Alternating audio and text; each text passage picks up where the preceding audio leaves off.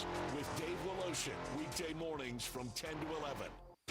It's time for Sportstime on Sports 56 and 98.5 FM. The first hour of Sportstime is brought to you by Lexus of Memphis. Here are your hosts, Brett Stats Snoresworthy and Brian Davis.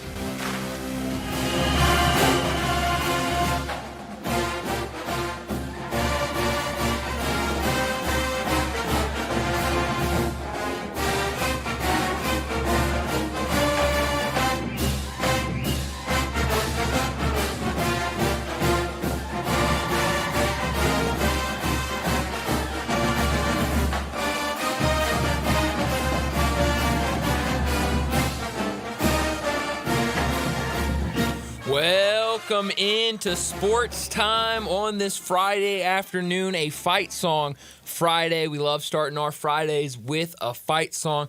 Brett wanted us to start. How else could you start it on this Friday afternoon other than playing the Tiger fight song with their big game tomorrow morning against Florida State? I'm Brian. No Brett today. He is traveling right now with the Ole Miss Rebels football team as they'll be in Winston-Salem tomorrow for their big-time matchup against Wake Forest. He's going to try to join us around 5 o'clock if everything goes right. We've kind of been trying to time it out and plan it out right, but if everything goes right, he will join us for the 5 o'clock hour where we'll talk to Ty Richardson about Arkansas. We'll get to First National Bank and Trust Friday football forecast, and then we'll wrap up the day with crunch time. So hopefully we'll hear from Brett later in the show, but we talked about it, and he brought up that great point of let's start the show with the Tiger fight song. But I'm Brian. Connor with us producing and helping out a little bit in Brett's absence. We're Sports Time.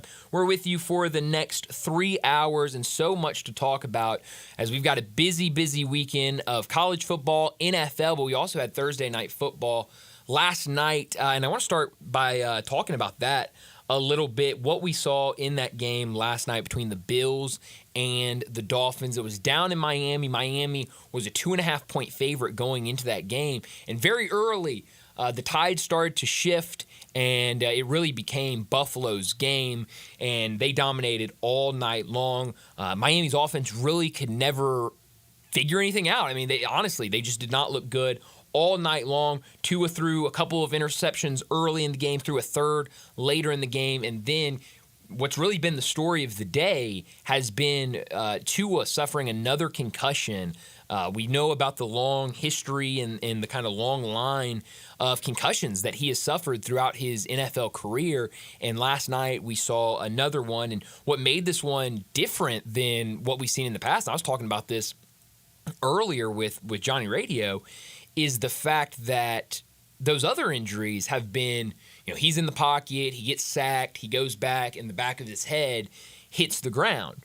This one was quite the opposite. He had scrambled out, he was running, and instead of sliding, I couldn't really tell if he maybe lost his footing a little bit and just kind of fell into Damar Hamlin, or if he was just trying to get more yardage and tried to dive, but dove right into Damar Hamlin's chest and then went down, and very clearly you could see him laying there that it was probably a concussion. What was it, 2 years ago it was 2 games in the 2022 season, if I remember correctly, where he kind of laid there after the concussions and his fingers were kind of locked, and it was really scary to watch. Last night was kind of the same thing with his arms kind of going out, and so I think everyone kind of knew that's another concussion, and they're talking about on NFL Live right now, 4 diagnosed concussions in the last 5 years, including one in 2019 at Alabama for Tua Tagovailoa. So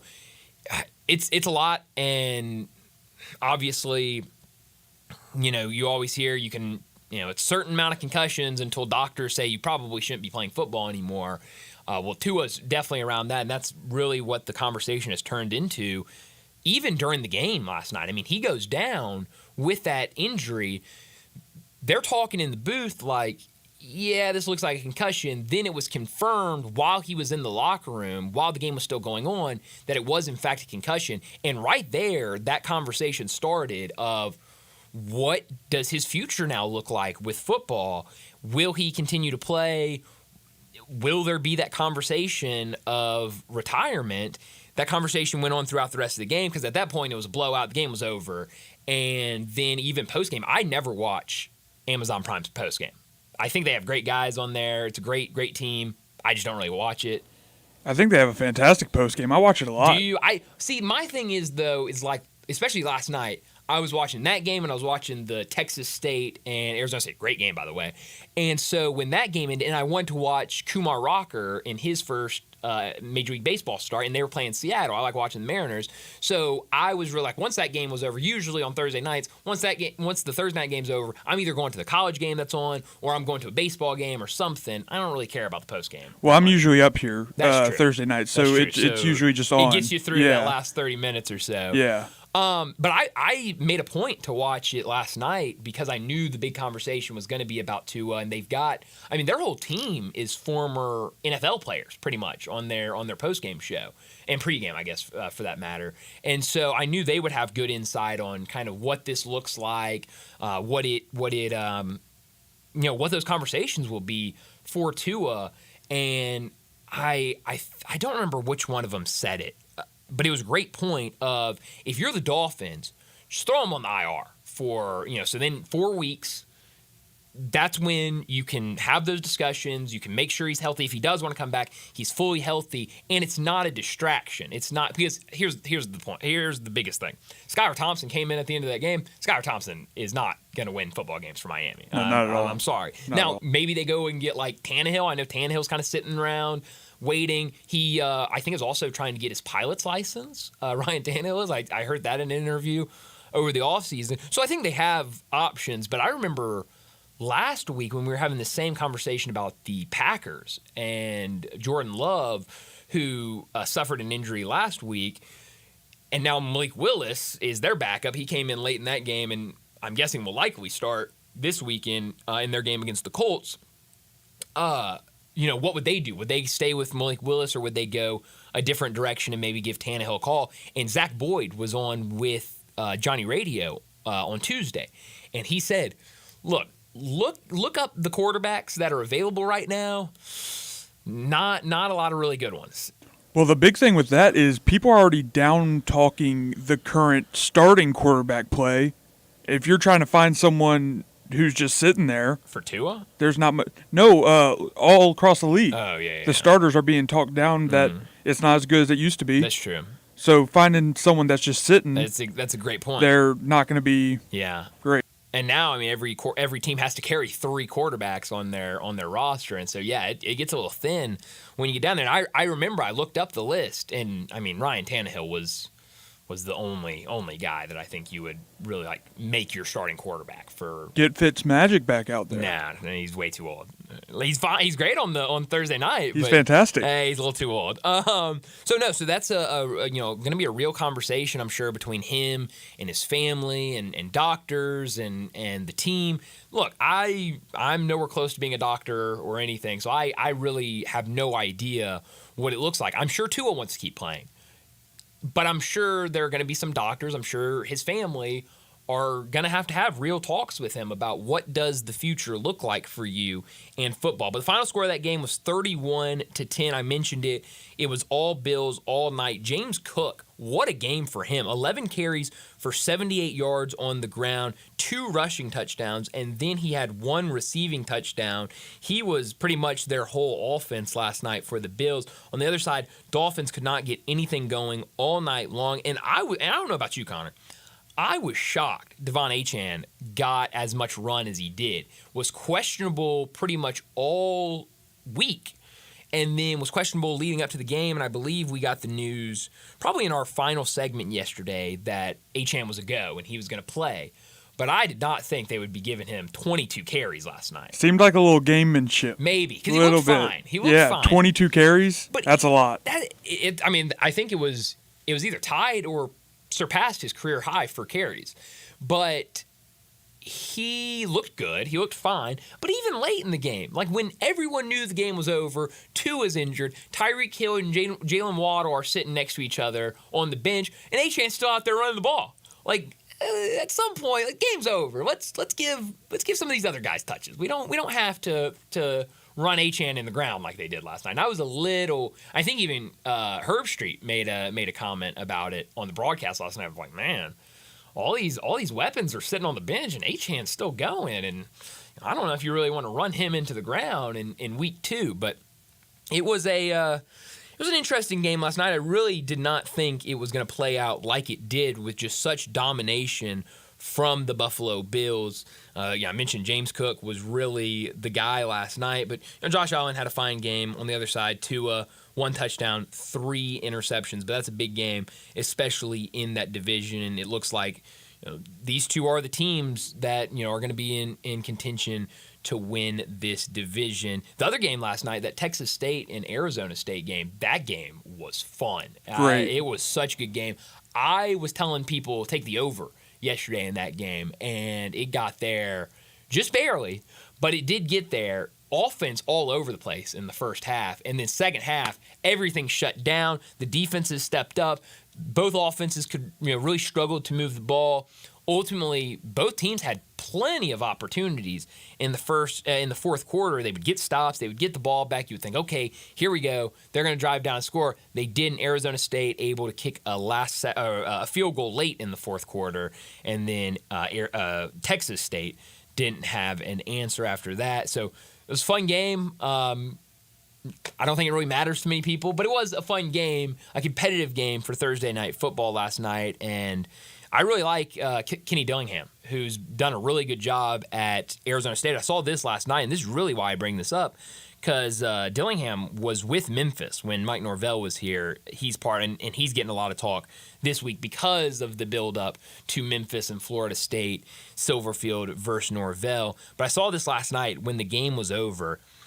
This is the first time Arizona State has gotten off to a 3-0 start since 2019.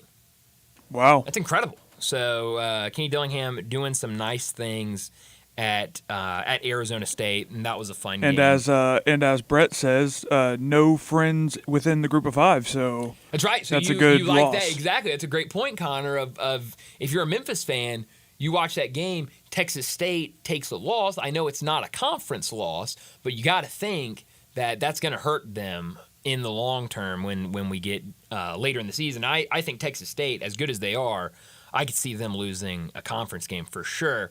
So that was fun last night, but everyone talking about it, and we're going to talk a lot about it over these next 3 hours. The big game tomorrow morning, Memphis and Florida State. We're really going to break it down, talk more about the game at 3:45 when we have a little bit more time. But it's here. A lot of people have been waiting for this game throughout the summer, throughout the offseason. Even these first 2 games, it's kind of been hard to focus on North Alabama and especially Troy because you knew that next week was going to be Florida State down in Tallahassee. And now it's even more interesting because of the 0-2 start that Florida State has started the season with. Preseason, number 10, go out in Dublin, get the loss. Week 1, which was game 2 for them, they lose to Boston College on a Monday night. And now they've had 2 weeks to really prepare for this game tomorrow morning. I think both teams are going to be ready to go. You're going to have a Memphis team that's going to be playing with a lot of confidence. I think, and here's the thing. I think the 0-2 start both helps and hurts both teams, honestly. I think we could see like a whole different offense from Florida State, I'm with completely you. different. I'm with you. Well, I don't know if I would say completely different, but you will see changes. I think they found their playmakers, and I think they're going to try and force it to their playmakers early, get it to them quick, and get them out in space. Yeah, no, I'm with you on that, and I think, I heard Lee Sterling on with John earlier today, and I thought he made a really good point of, you got to imagine with 2 weeks to work for the Memphis game, DJU got called into an office with Mike Norvell, offensive coordinator, quarterbacks coach, and said, we're going to sit here for a couple hours, and we're going to go through all this film, we're going to go through all these plays, and we're going to figure out what plays make you the most comfortable, what plays put you in the best position to succeed. And so I'm sure they've been working on that for the last 2 weeks. That's the thing. just seems like DJU has not looked comfortable at all in the first 2 games. No, not at all. And, I think that's the difference. And I heard a lot of people that covered him at Oregon State or that have just followed his career since Clemson have said, at Clemson, they wanted him to drop back, read the defense, and throw it down the field. At Oregon State, it was more heavy run and less reads and just, quick passes and stuff like that. And now he's at Florida State, and it's kind of back to the Mike Norvell wants him to drop back, read a defense, make a play. And that's just not DJU's game. It's kind of what we've talked about ever since the first game of the season. I've heard so many people talk about this, both locally and national. DJU is probably not going to win you a ton of games. He's not going to go out there and just make crazy plays to win you a game. But he can manage a game and keep you in a game and do things like that, but you have to put him in the situations for him to thrive. And so I think they've probably been working on that for a while. But on the other side, for Memphis, I think the Tigers have a ton of confidence going into that game. They're now 2-0, and now they look at this Florida State team, and you don't want to say, oh, man, they're 0-2. We can easily go down there and beat them. But it's probably a little less intimidating than it was in the offseason, which these guys aren't, they're not going to be intimidated for, a road game like that. But it is a little less intimidating when you say, okay, they're definitely beatable. We can get them, and we see, look, this is what we have to target. This is what we can do to win. And I think running the ball is definitely going to be a big emphasis for the Tigers. With that run defense just has not looked good for Florida State. I think that's where we really need to get at it is I think we see that the run game. They've been getting beat on the run. But, you can say the same thing, though, about that you said about DJU. For that is, defensive coordinator, defensive line coach has been hammering and working hard about, look, I don't care what we do. We got to stop the run. We do whatever we want outside of the run game. We got to stop the run because that's what's killing them. And they know, and Greg Gaston joined us yesterday and said this exact thing.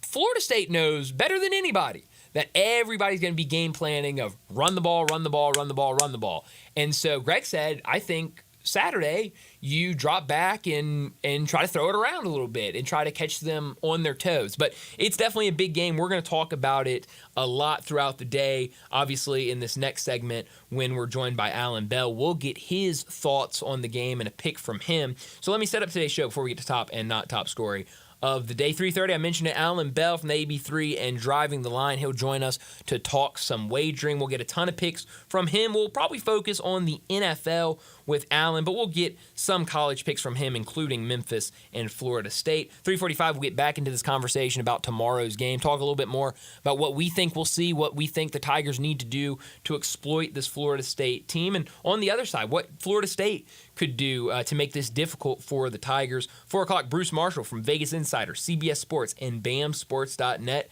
He'll join us, talk some more wagering. We'll do a lot of college football with Bruce. Definitely get his thoughts on Memphis, on Ole Miss, a lot of those games with Bruce. And also, we'll get a couple of NFL games from him. 4:30, we'll get to the SEC, what their weekend looks like in their slate. Some interesting games for the SEC. 4:45, we'll get to big number of the day. 5 o'clock, Ty Richardson from ESPN Arkansas. He'll join us to talk the Razorbacks and the SEC. An absolute heartbreaker last week for Arkansas as they lose on the road to Oklahoma State, a game that they dominated in the first half and then just let it slip away, let Oklahoma State come back, and they lost it in overtime. So we'll get Ty's thoughts on that. Now Arkansas turns around to play UAB in their first true road game of the season because that week 1 game against Pine Bluff was played in Little Rock. So a lot to talk about with Ty at 5 o'clock. 5:30, we'll get to our First National Bank and Trust Friday football forecast. And then at 5:45, we'll wrap up today's show like we always do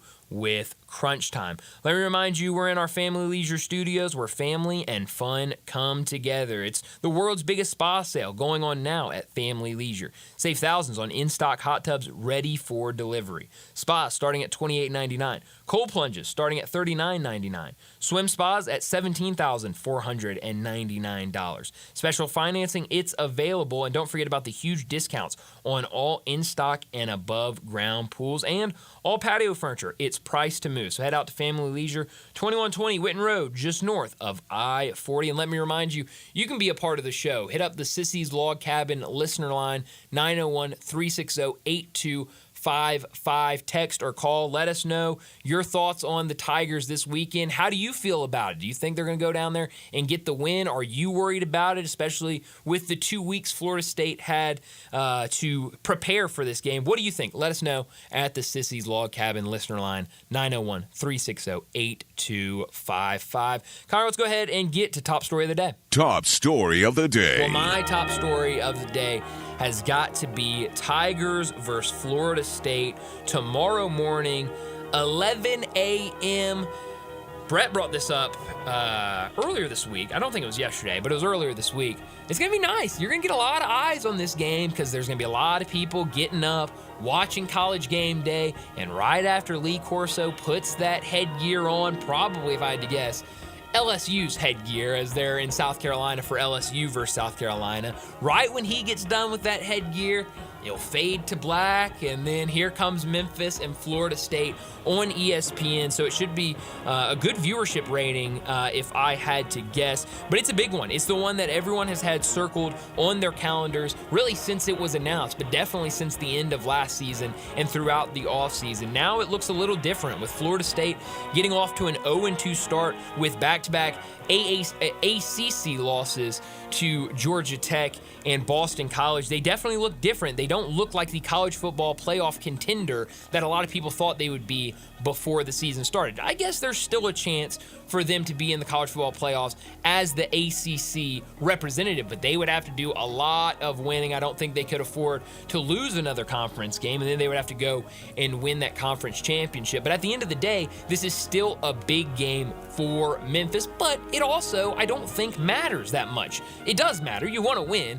But in terms of the college football playoff, I still think, even though Florida State is 0-2, that if you lose this game tomorrow, you still have a really good opportunity to be in the college football playoffs. Because at the end of the day, if you win your conference, you're going to be in that conversation in the group of five. So if Memphis loses tomorrow, but they go out perfect, I think that would help a lot. If they don't lose a conference game and then go into that conference championship and win that one as well, I think they'll put themselves in really good spot. But there's definitely the opportunity for Memphis to go down to Tallahassee and win tomorrow morning. I think we've seen this offense and how long it's been together, how long Seth Hennigan has been at that quarterback position. He's not scared to go on the road in an away team's environment. Remember last year against Missouri, the game that was supposed to be played here, but instead was played in St. Louis. That was a very competitive game, and we did not know what Missouri would turn out to be when that game was played. We thought, okay, Missouri, they'll be a middle-of-the-pack SEC team. They'll be okay. But, then it turned out Missouri was actually one of the best teams in the country last season, and they went on to, a big bowl game and beat Ohio State. So, I think this team is not going to be scared to face Florida State, but they're definitely going to have to be locked in. They're going to have to bring their A game on the road in this environment. We'll see what happens. It's going to be a lot of fun, and then the storyline that both coaches don't want it to be too big of a storyline. Silverfield versus Norvell will definitely be fun to see. I can't wait for tomorrow morning at 11 a.m. My top story of the day is what we already talked a little bit about. Tua Tagovailoa getting a concussion last night, late in the game. And I heard Nick Saban talking about it a little bit this morning on the Pat McAfee show.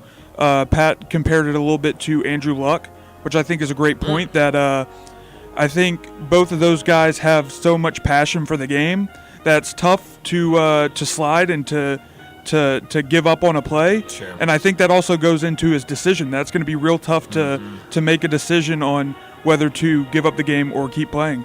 But prayers to him, and hope for a full recovery soon. Absolutely, and it's a good point by you about Andrew Luck, and he walked away, but it was definitely tough for him, and he said he valued off the field more than he did on the field, and that risk of injuries. Not top story of the day. Oh, I'm picking back up where you left off with my not top story of the day. It's got to be Tua and the injury he sustained last night against the Buffalo Bills. He's scrambling around, and this is the thing. The past two off seasons have been really interesting for Tua.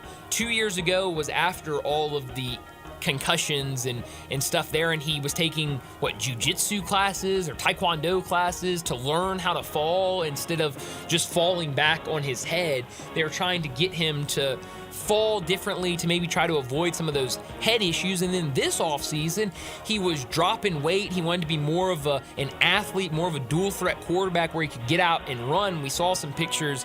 I remember, I guess this was like right before the first preseason game, and he was doing some event or something down in Miami, and pictures started coming out of him, and nobody recognized him. Everyone was like, who is this guy? And, oh man, that's Tua. Because he just looked a lot slimmer, and that was a big thing in the offseason that they wanted to focus on, is he wanted to be more athletic, more of a runner. And so we've seen that, and we saw that last night where he gets out and runs and then, falls into, whether he kind of lost a little bit of footing or he just was trying to dive to get some more yardage, went straight into Damar Hamlin's chest. It was nothing on the type of tackle or anything like that, and went down. You immediately knew and feared that it was concussion, and very quickly after he went to the locker room, it was confirmed that it was in fact a concussion. So there's been a lot of talk. I've heard some people say put him on the IR so that you don't even have to worry about bringing him back for 4 weeks. There have been some people say he's done for the season, you can't play him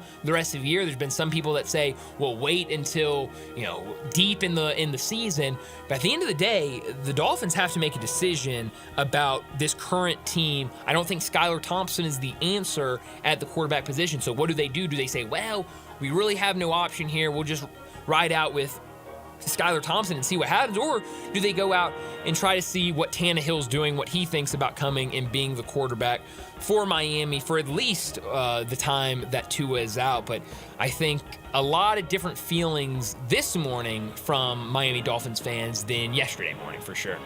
My not top story of the day is Georgia football. I don't have much to say on it, but a couple hours ago, Georgia cornerback Daniel Harris was arrested for reckless driving and other driving misdemeanors. All I got to say is what has to happen for this to stop.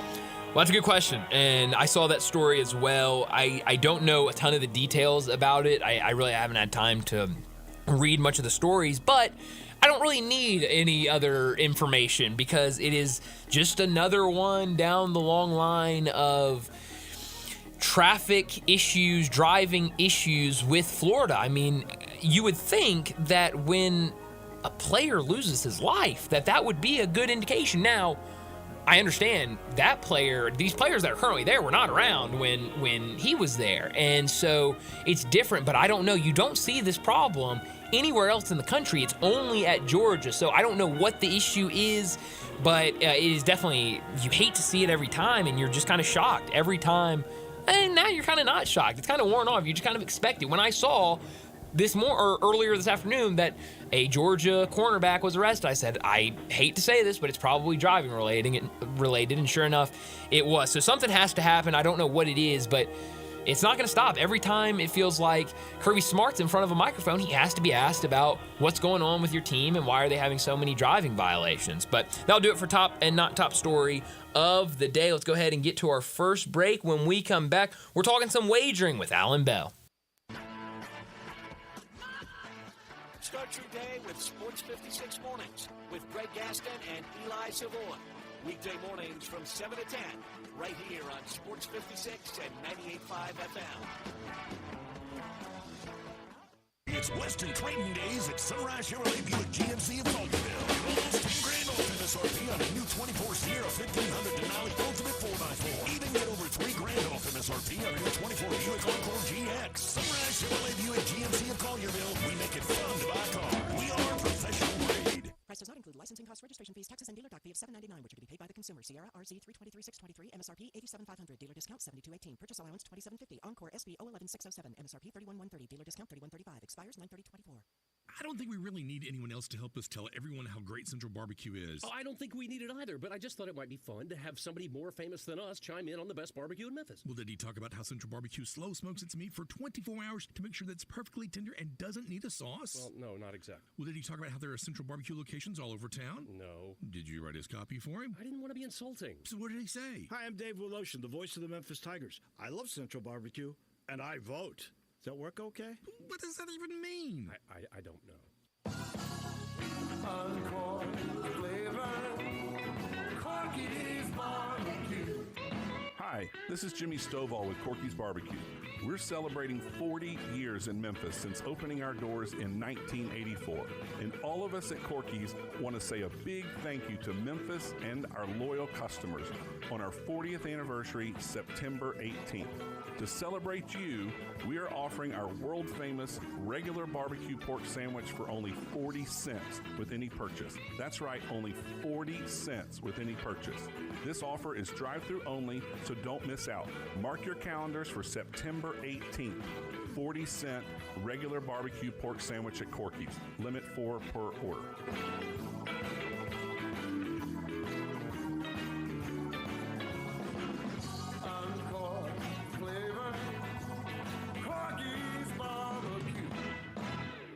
Moving is stressful, but Black Tie Moving can take the worry out of the process. Whether you're moving across town or across country, moving your home or your office, your personal moving concierge from Black Tie Moving will work with you to design a plan that perfectly fits your budget and needs. And they're available 24/7 to answer any questions you have. Give Black Tie Moving a call at 901-316-6196 or go to blacktiemoving.com/Memphis to get your personal, no obligation quote from the moving experts at Black Tie Moving. Do you know one of the best things you can do for your employees or family's health? Provide Arctic Clear bottled water. Arctic Clear bottled water is your locally owned and operated bottled water provider. Arctic Clear is 100% natural spring water with free delivery and setup, dependable service, and no long-term contracts. What an easy choice. Call Jeff Manus today, 901-382-2363, or visit arctic-clear.com. Arctic Clear bottled water. Call now, 382-2363. That's 382-2363. Sports 56 traffic. Good afternoon. They're working this accident at 55 northbound on the bridge. That's slowing down that traffic now back to Crump up through the construction zone on 55 going northbound. Again, it's on the bridge here on 55 north like you're headed towards West Memphis. Starting to crank up over here at times on I-40, especially going eastbound at Wilfred Hollywood headed towards White Station. Hey, make a difference by adopting a pet at the Humane Society of Memphis and Shelby County this weekend. Check out the animals that are available right now for adoption. Log on to memphishumane.org. I'm Commander Chuck with your on-time traffic.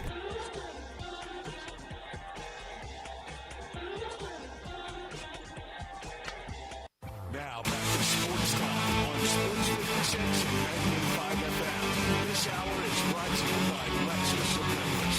Here are your hosts, Brett Stott Snorsworthy and Brian Davis.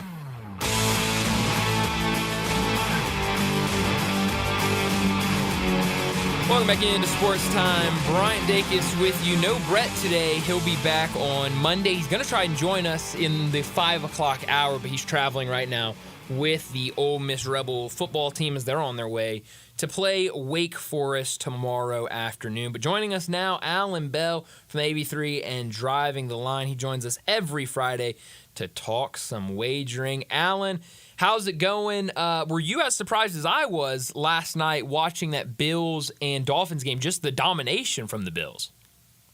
Man, I was. First off, I appreciate being back. Yeah, here's the interesting part. Josh Allen and the Bills have historically had really good success against Miami, specifically last year. But I didn't think it'd be like that. No. Man, that was a tough game for Miami, and especially the way it ended, for Tua. That is, but it's tough, man. That's brutal. But give credit to the Bills, dude. They came out offense. They had to, really, their offense didn't have to do a whole lot. Their defense handled business, man. Credit to them. Sure did. Just give the ball to James Cook, and I guess you're good. That was incredible. Let him cook. Yeah, honestly. Just let him cook. So what do you do now if you're Tua? That's kind of been the question everyone's been talking about because we know his history with concussions and head injuries. Now just add another one. That was very clearly could tell that was a concussion last night the minute he went down. What do you think happens? What does this look like for both the Miami Dolphins and Tua? Man, that's a great question. Anybody that's played ball, you never tell another guy what he should or shouldn't do with his career, right? So I'm certainly never going to come at Tua that way. That being said, I hope that there's somebody in his ear that it's at least telling him and showing him what these concussions do later in life, man, because, again, it's not guaranteed to happen, but there's some people that have dealt with concussions their careers, and that back end of their life is very, very difficult, man. There was a tight end, Frank Wycheck, dealt with that here in Nashville, and I saw it firsthand, and it's really, really tough, man. So, again, I'm never one to say he needs to do this, he needs to do that, but hopefully somebody's telling him, hey, kid, think about life after football, too. Not saying quit, but think about it, man. Yeah, it's so tough. It's brutal. It is.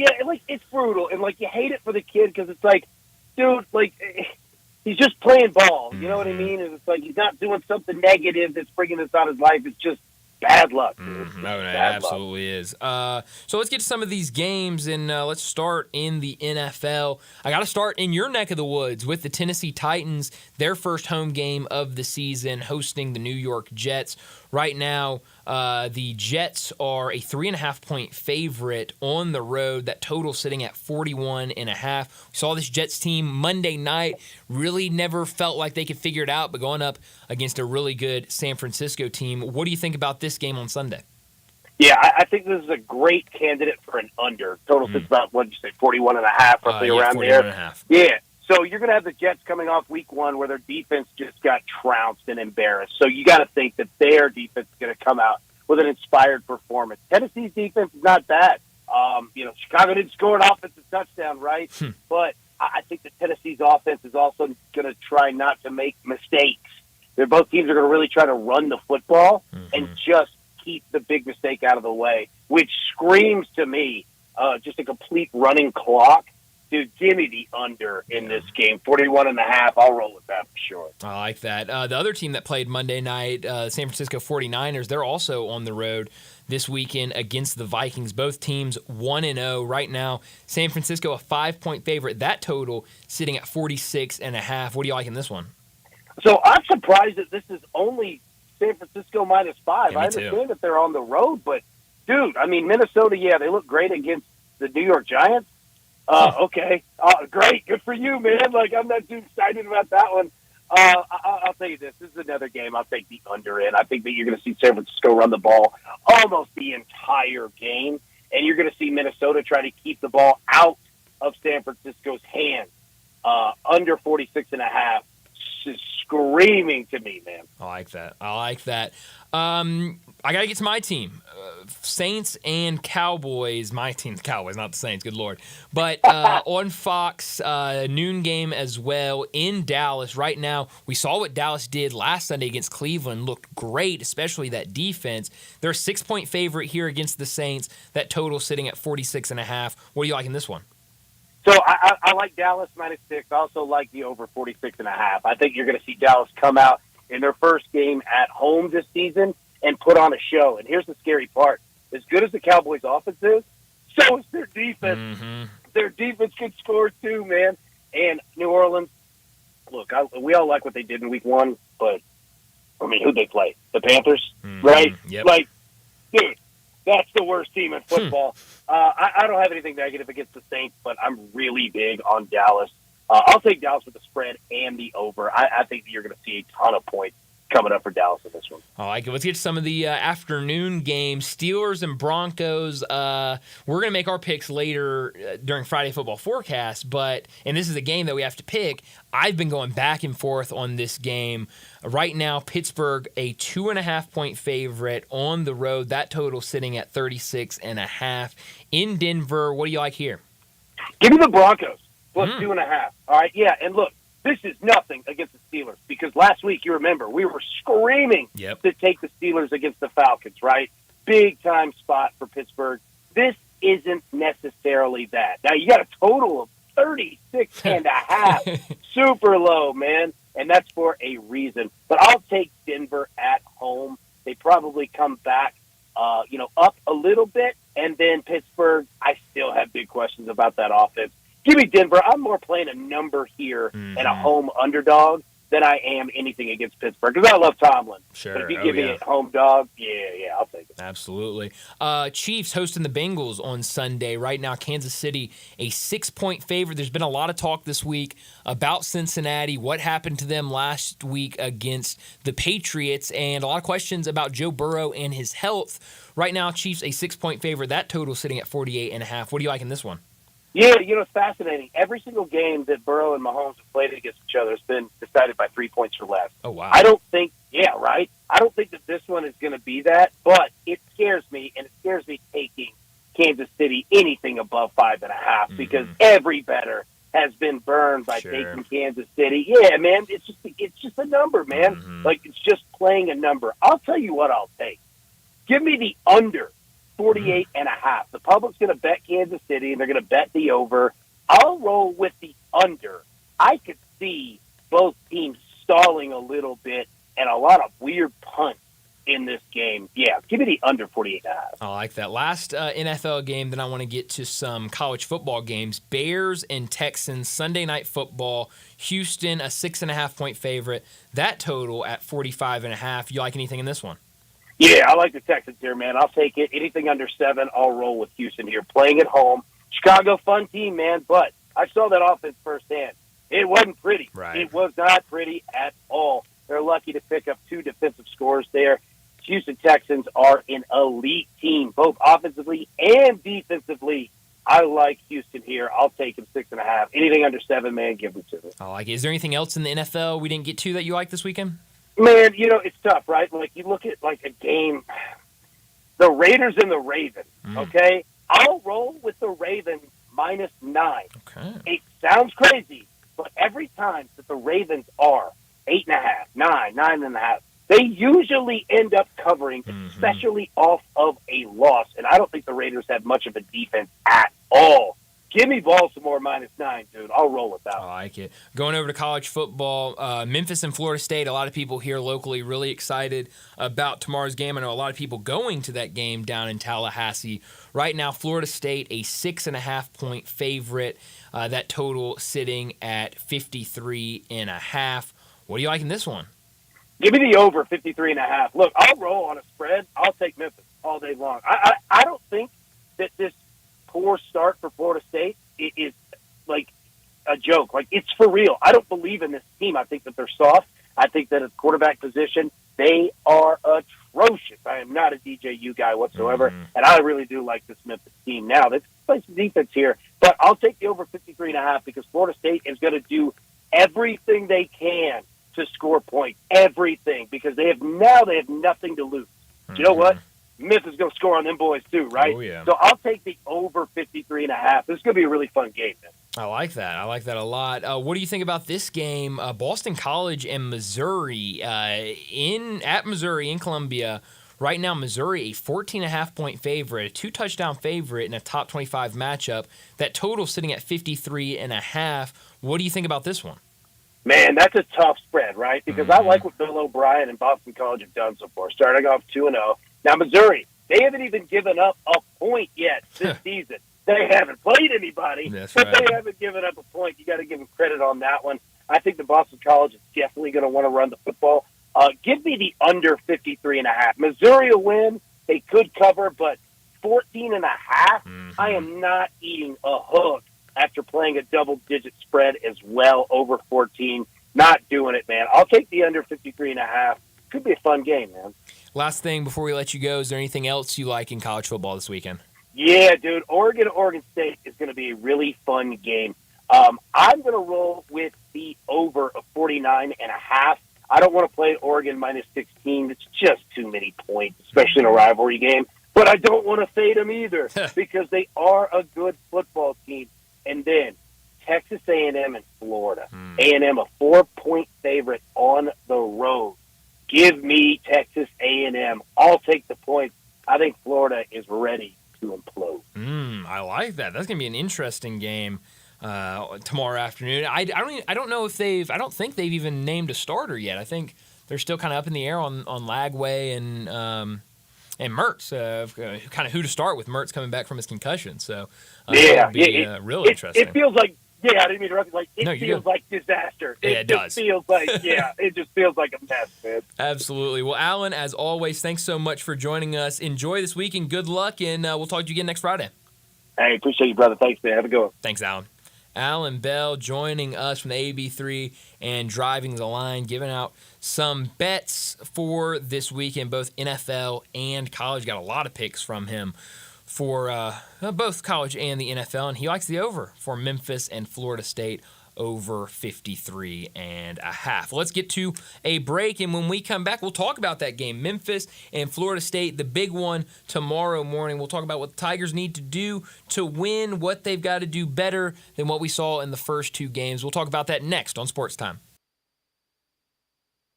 Sports 56 WHBQ on Twitter, Facebook, Instagram, and YouTube to watch live video of our shows. Stay up to date with station events and have chances to win prizes. Don't miss out on anything that's going on. Follow us at Sports 56 WHBQ.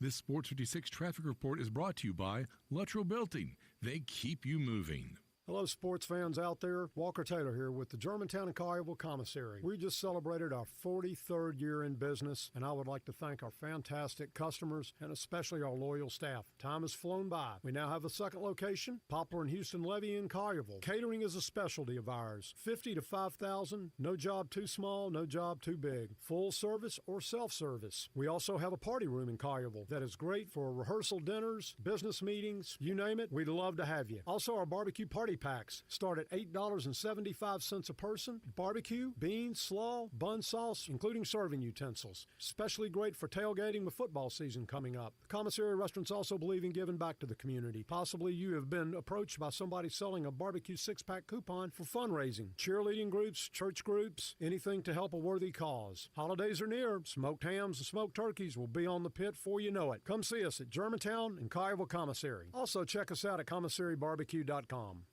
Make your next grill your last with a Big Green Egg. Smoke, bake, roast, sear, and grill, all with a lifetime warranty. Save money on fuel, eating out, and replacing expensive grills that cannot match the flavor of the Big Green Egg. Ready to cook in only 10 to 15 minutes with temperatures below 200, above 700, and anywhere in between with ease. Change your at-home cooking experience for life.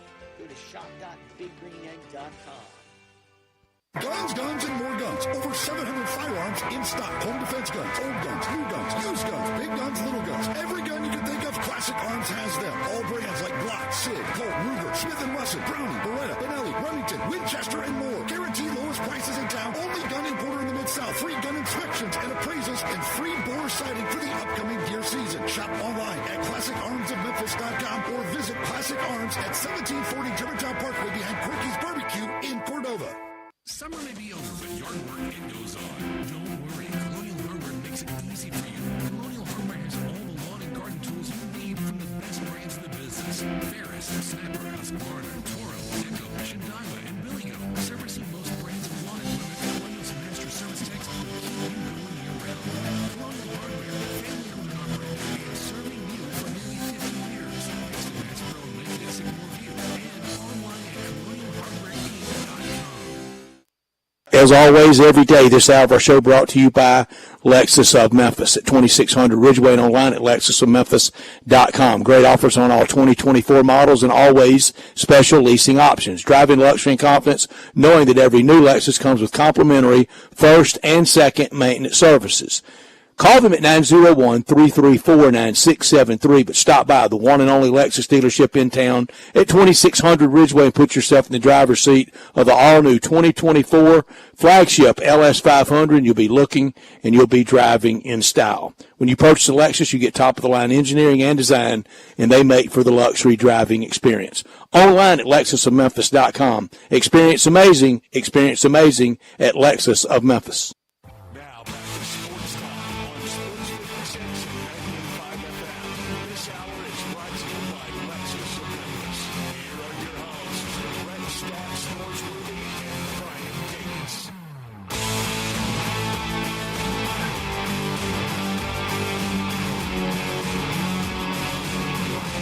6.5. That's the spread tomorrow morning for Memphis and Florida State. Florida State, a 6.5 point favorite.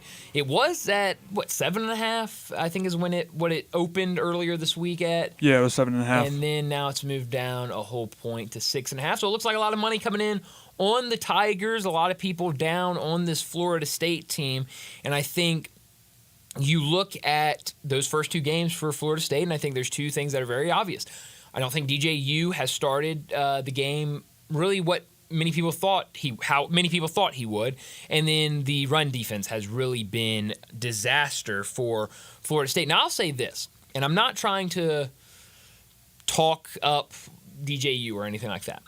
I watched Aaron Murray, the former Georgia quarterback. He's now, I don't know exactly what he's doing, but he's making YouTube videos for, I don't know if it's his website or his YouTube page. It's not under his name, but he does quarterback videos where he basically goes through and watches every throw that a quarterback makes in a game, and he just kind of dissects all of it. He kind of says what's going on, what he sees, and stuff like that. And so I saw his one on DJU after the first game of the season.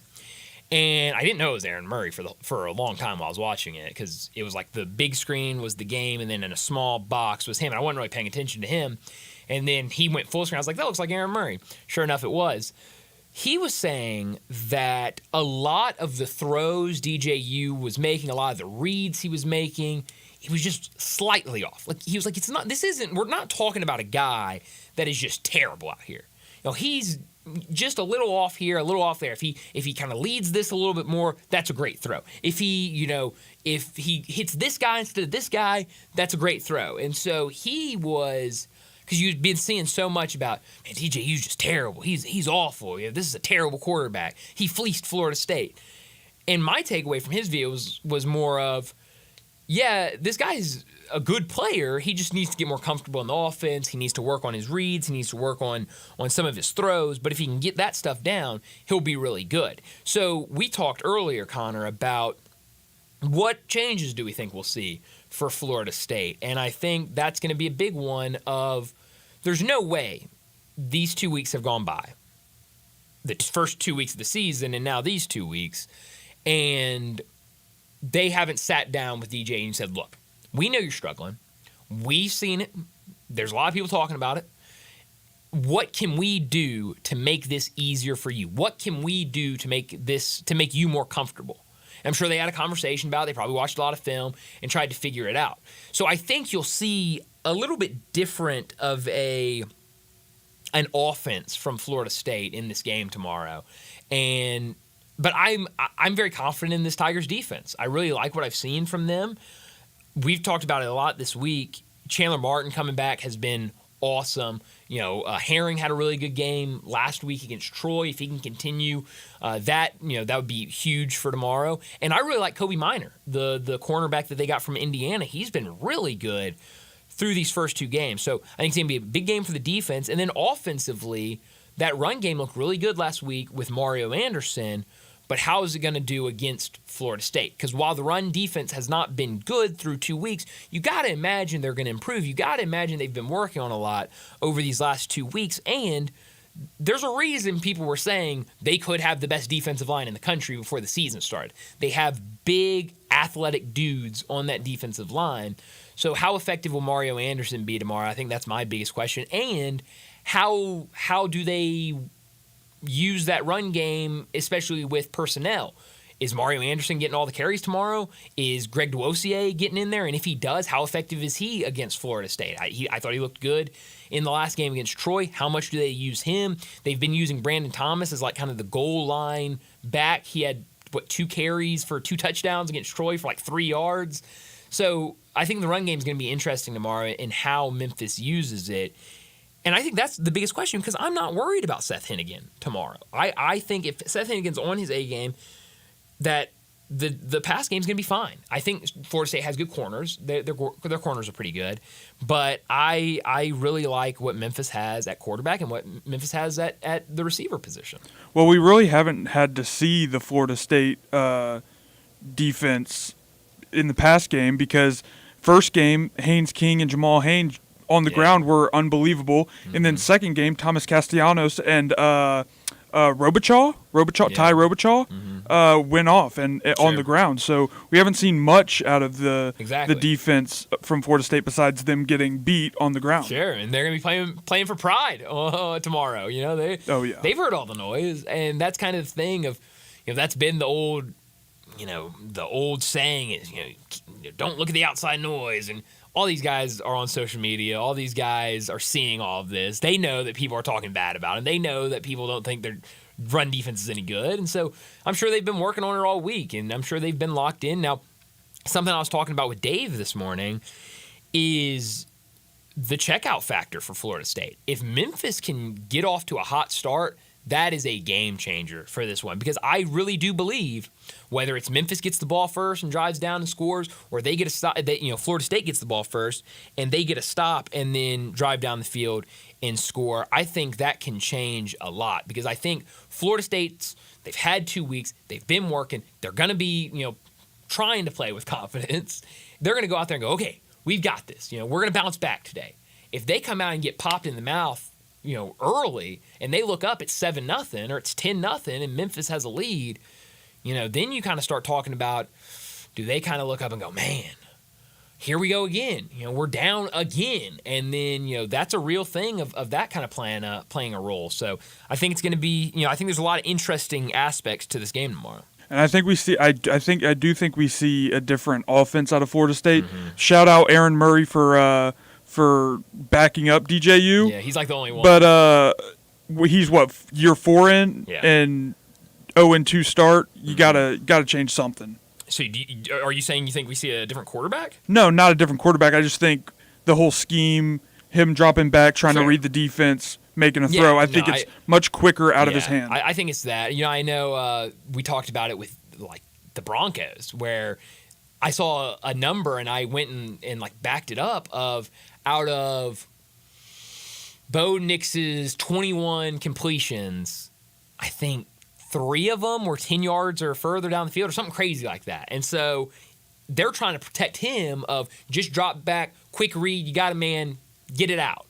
And I think we could see that from DJ tomorrow morning against the Tigers. So it's going to be a lot of fun. I know everyone is really excited for tomorrow morning to see these two teams kick off against each other. And I'm right there with I'm stoked for tomorrow morning's game. But we need to wrap up this hour and get to another break. We'll get some more predictions for this game in our next segment when Bruce Marshall joins us from Vegas Insider, CBS Sports, and BAMSports.net. We will ask him, first question will be Memphis and Florida State, what he thinks about the game tomorrow morning, but then we'll get to a whole bunch of college football games, some NFL games. We'll get a lot of picks next with Bruce Marshall.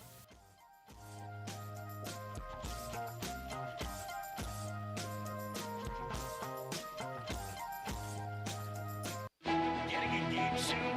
Don't make her settle for one of those knockoff mass-produced rings you find at most jewelry stores. Get to Genesis Diamonds and get her that one-of-a-kind ring she really wants from a world-class designer. It's Eric Hasseltine and Genesis Diamonds has the rings on every woman's wish list. Truly handcrafted rings made in the USA. From names like Tacori, Carraggio, and dozens more. Not even allowed to sell these amazing brands, but you can get them at Genesis. This is one amazing store. Owned by a former diamond wholesaler, every diamond is straight from the cutter with rock-bottom prices, and nothing's held back. They'll show you the inside secrets of the diamond business and teach you how to buy like a dealer buys. They can also explain the differences between natural and lab-grown diamonds, so you can buy with total confidence. We're lucky to have Genesis here, so check them out. Their beautiful showrooms, where it's extended, you won't thank me. Check them out online at genesisdiamonds.com.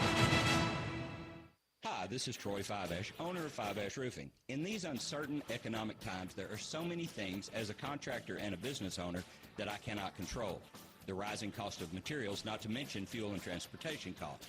In the last 2 years, shingle prices have almost doubled, and commercial materials have doubled.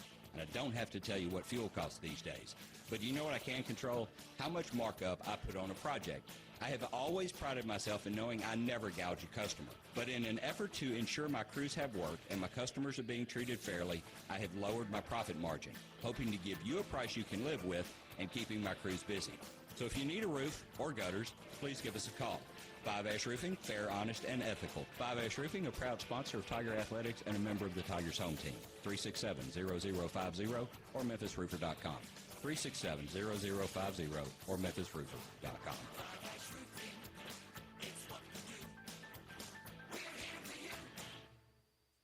Family Leisure is having the world's biggest spa set. It's happening right now. You can save thousands on in-stock hot tubs that are ready to be delivered. Family Leisure has spas that start at just $28.99. You know those cold plunges? You can get one for yourself starting at $39.99. Or how about swim spas? They start at $17,499. Plus, Family Leisure has set up special financing just for this event. Have you been sitting on the fence about an above-ground pool? Get off that fence and get to Family Leisure to take advantage of huge discounts on all their in-stock above-ground pools. And if you need some patio furniture, it's all priced to move out now. It's not too late to have some summer fun, courtesy of Family Leisure. But you better hurry up. The world's biggest spa sale might go on forever. Family Leisure. With run at I-40. Family and fun come together. Step up your wings game at East Coast Wings and Grill. With 60 wing flavors and 7 heat indexes, do you have what it takes to turn the heat on your wings up to insanity? East Coast Wings and Grill is family friendly with a large variety menu to satisfy the whole bunch. Sign up today for their loyalty program and taste the rewards. For every dollar you spend, you collect a point. Earn 100 points and receive a $5 reward. Next to Rose off Highway 64 in Bartlett, come try America's best wings at East Coast Wings and Grill. Sports 56 traffic.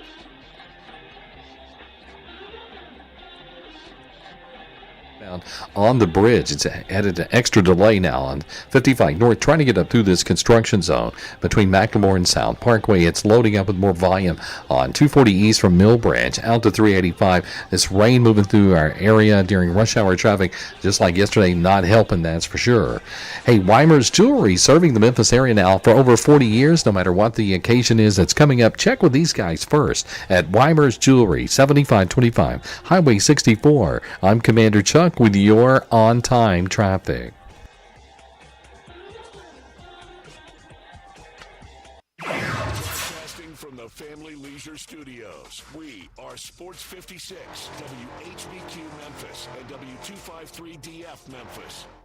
Joining the guys every Friday is college football historian and Vegas legend Bruce Marshall from Vegas Insiders, CBS Sports, and his own website, BamSports.net. With over 30 years on Memphis radio, with Captain in Sports Talk, here's Bruce Marshall with Brian and Brett. Bruce Marshall joins us now from Vegas Insiders, CBS Sports, and BamSports.net to talk some wagering as a busy weekend in the college football world. Some games last night, a couple games tonight, and then into the weekend tomorrow, we have a full slate of games. Bruce, thanks so much for joining us. I want to start off with this Memphis game tomorrow. Everyone here locally really excited for this game and what the Tigers could do. Right now, Florida State, a 6.5-point favorite. The total sits at 53.5. What do you like from Tallahassee tomorrow? I'm liking Memphis, even though Brian, a couple weeks ago, this game would have been up in double digits, as we know. But Florida State has misfired thus far. They did have a week off after that BC loss, but this has been a slow start, to say the least, for the Noles. And of course, there's the Mike Norvell angle here, which makes it all the more interesting against his old Memphis team. But we talked about this before. I don't think DJU has it. I don't think he ever has, really. And this offense just looks stagnant. It is not the same team as it was last year. Here is the chance for Memphis to make a statement, though. Not quite as much maybe as this promised to be before the season. But, I mean, this is going to be important if Memphis wants to get into the playoff 12. They got to win the American, but it would help to win this game, too. We're going to find out, I think, a little bit more about the defense for Memphis. That was the question coming in the season. We know that what Hannigan can do. They have not had too much trouble the first 2 weeks against North Alabama and Troy.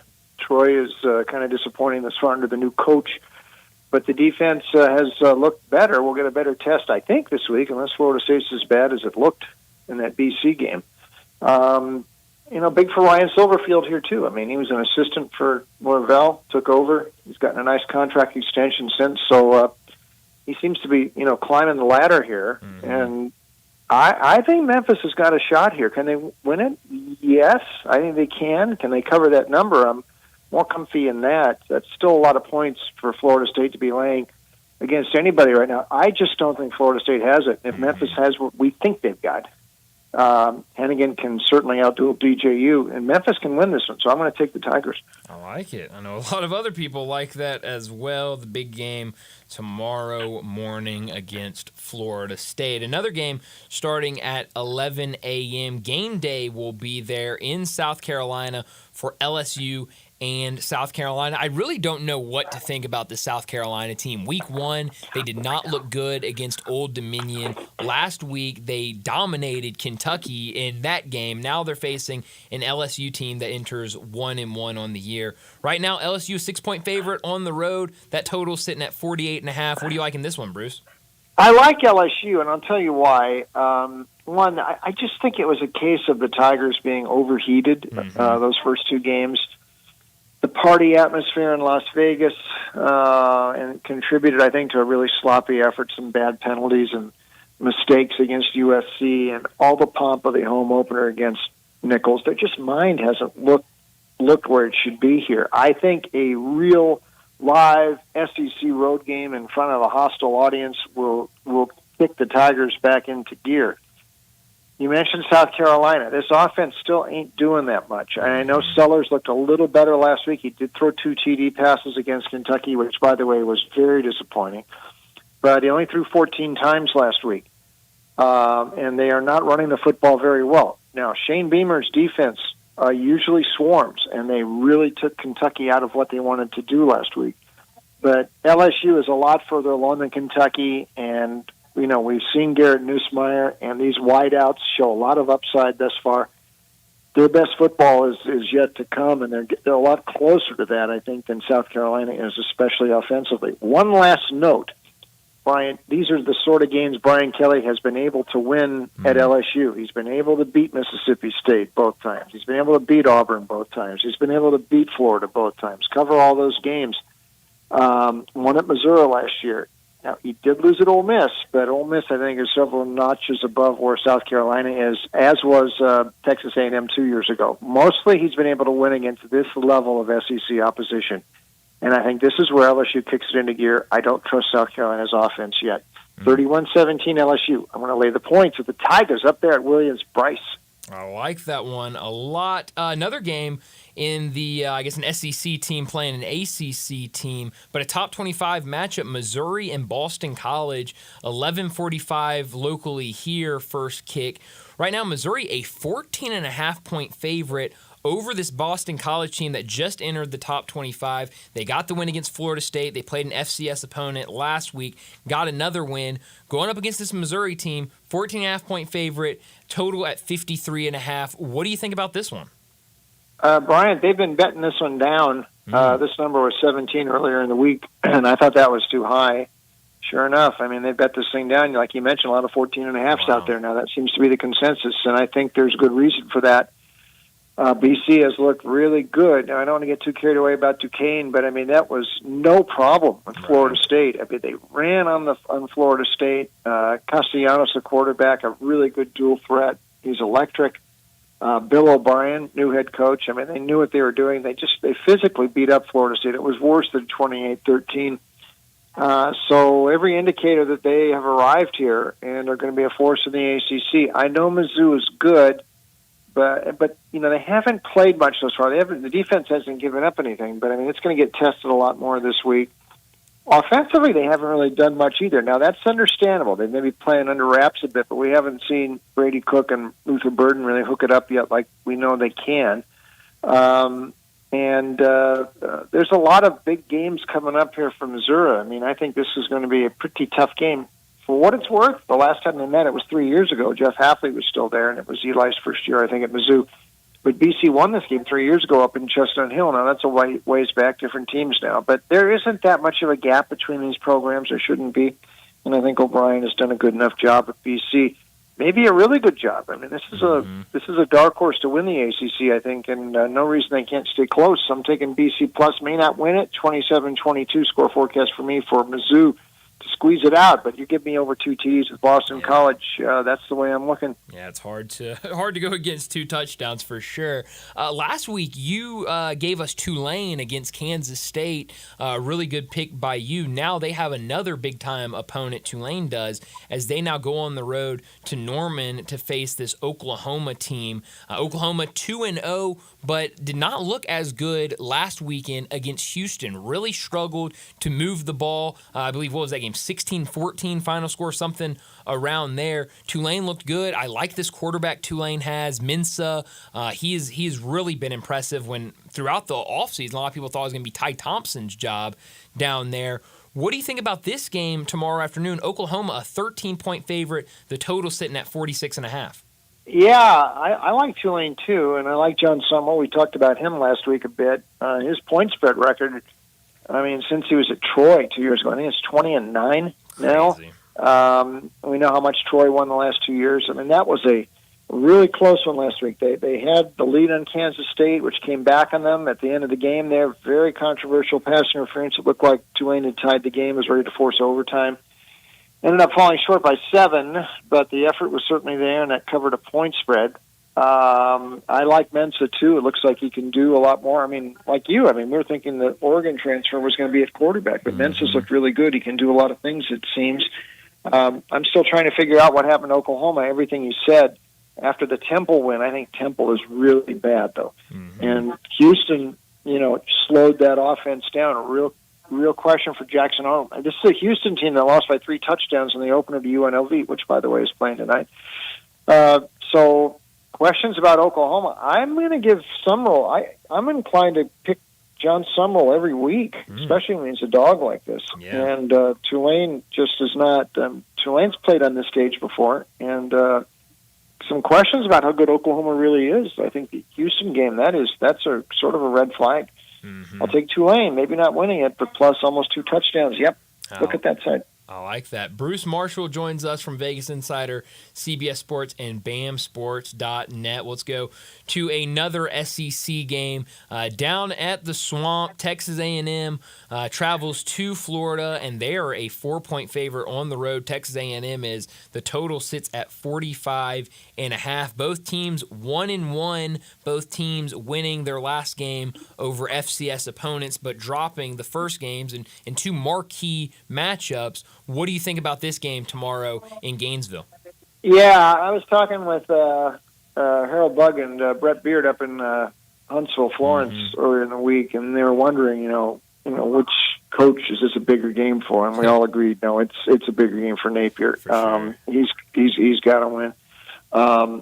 Now, last week, maybe I shoveled dirt on Napier a little too quick.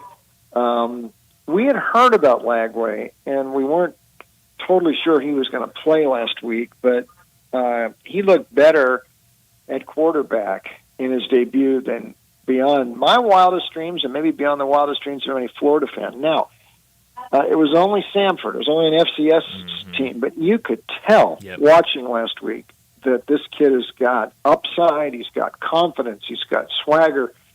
Graham Mertz isn't bad, but he doesn't have near the upside of this kid.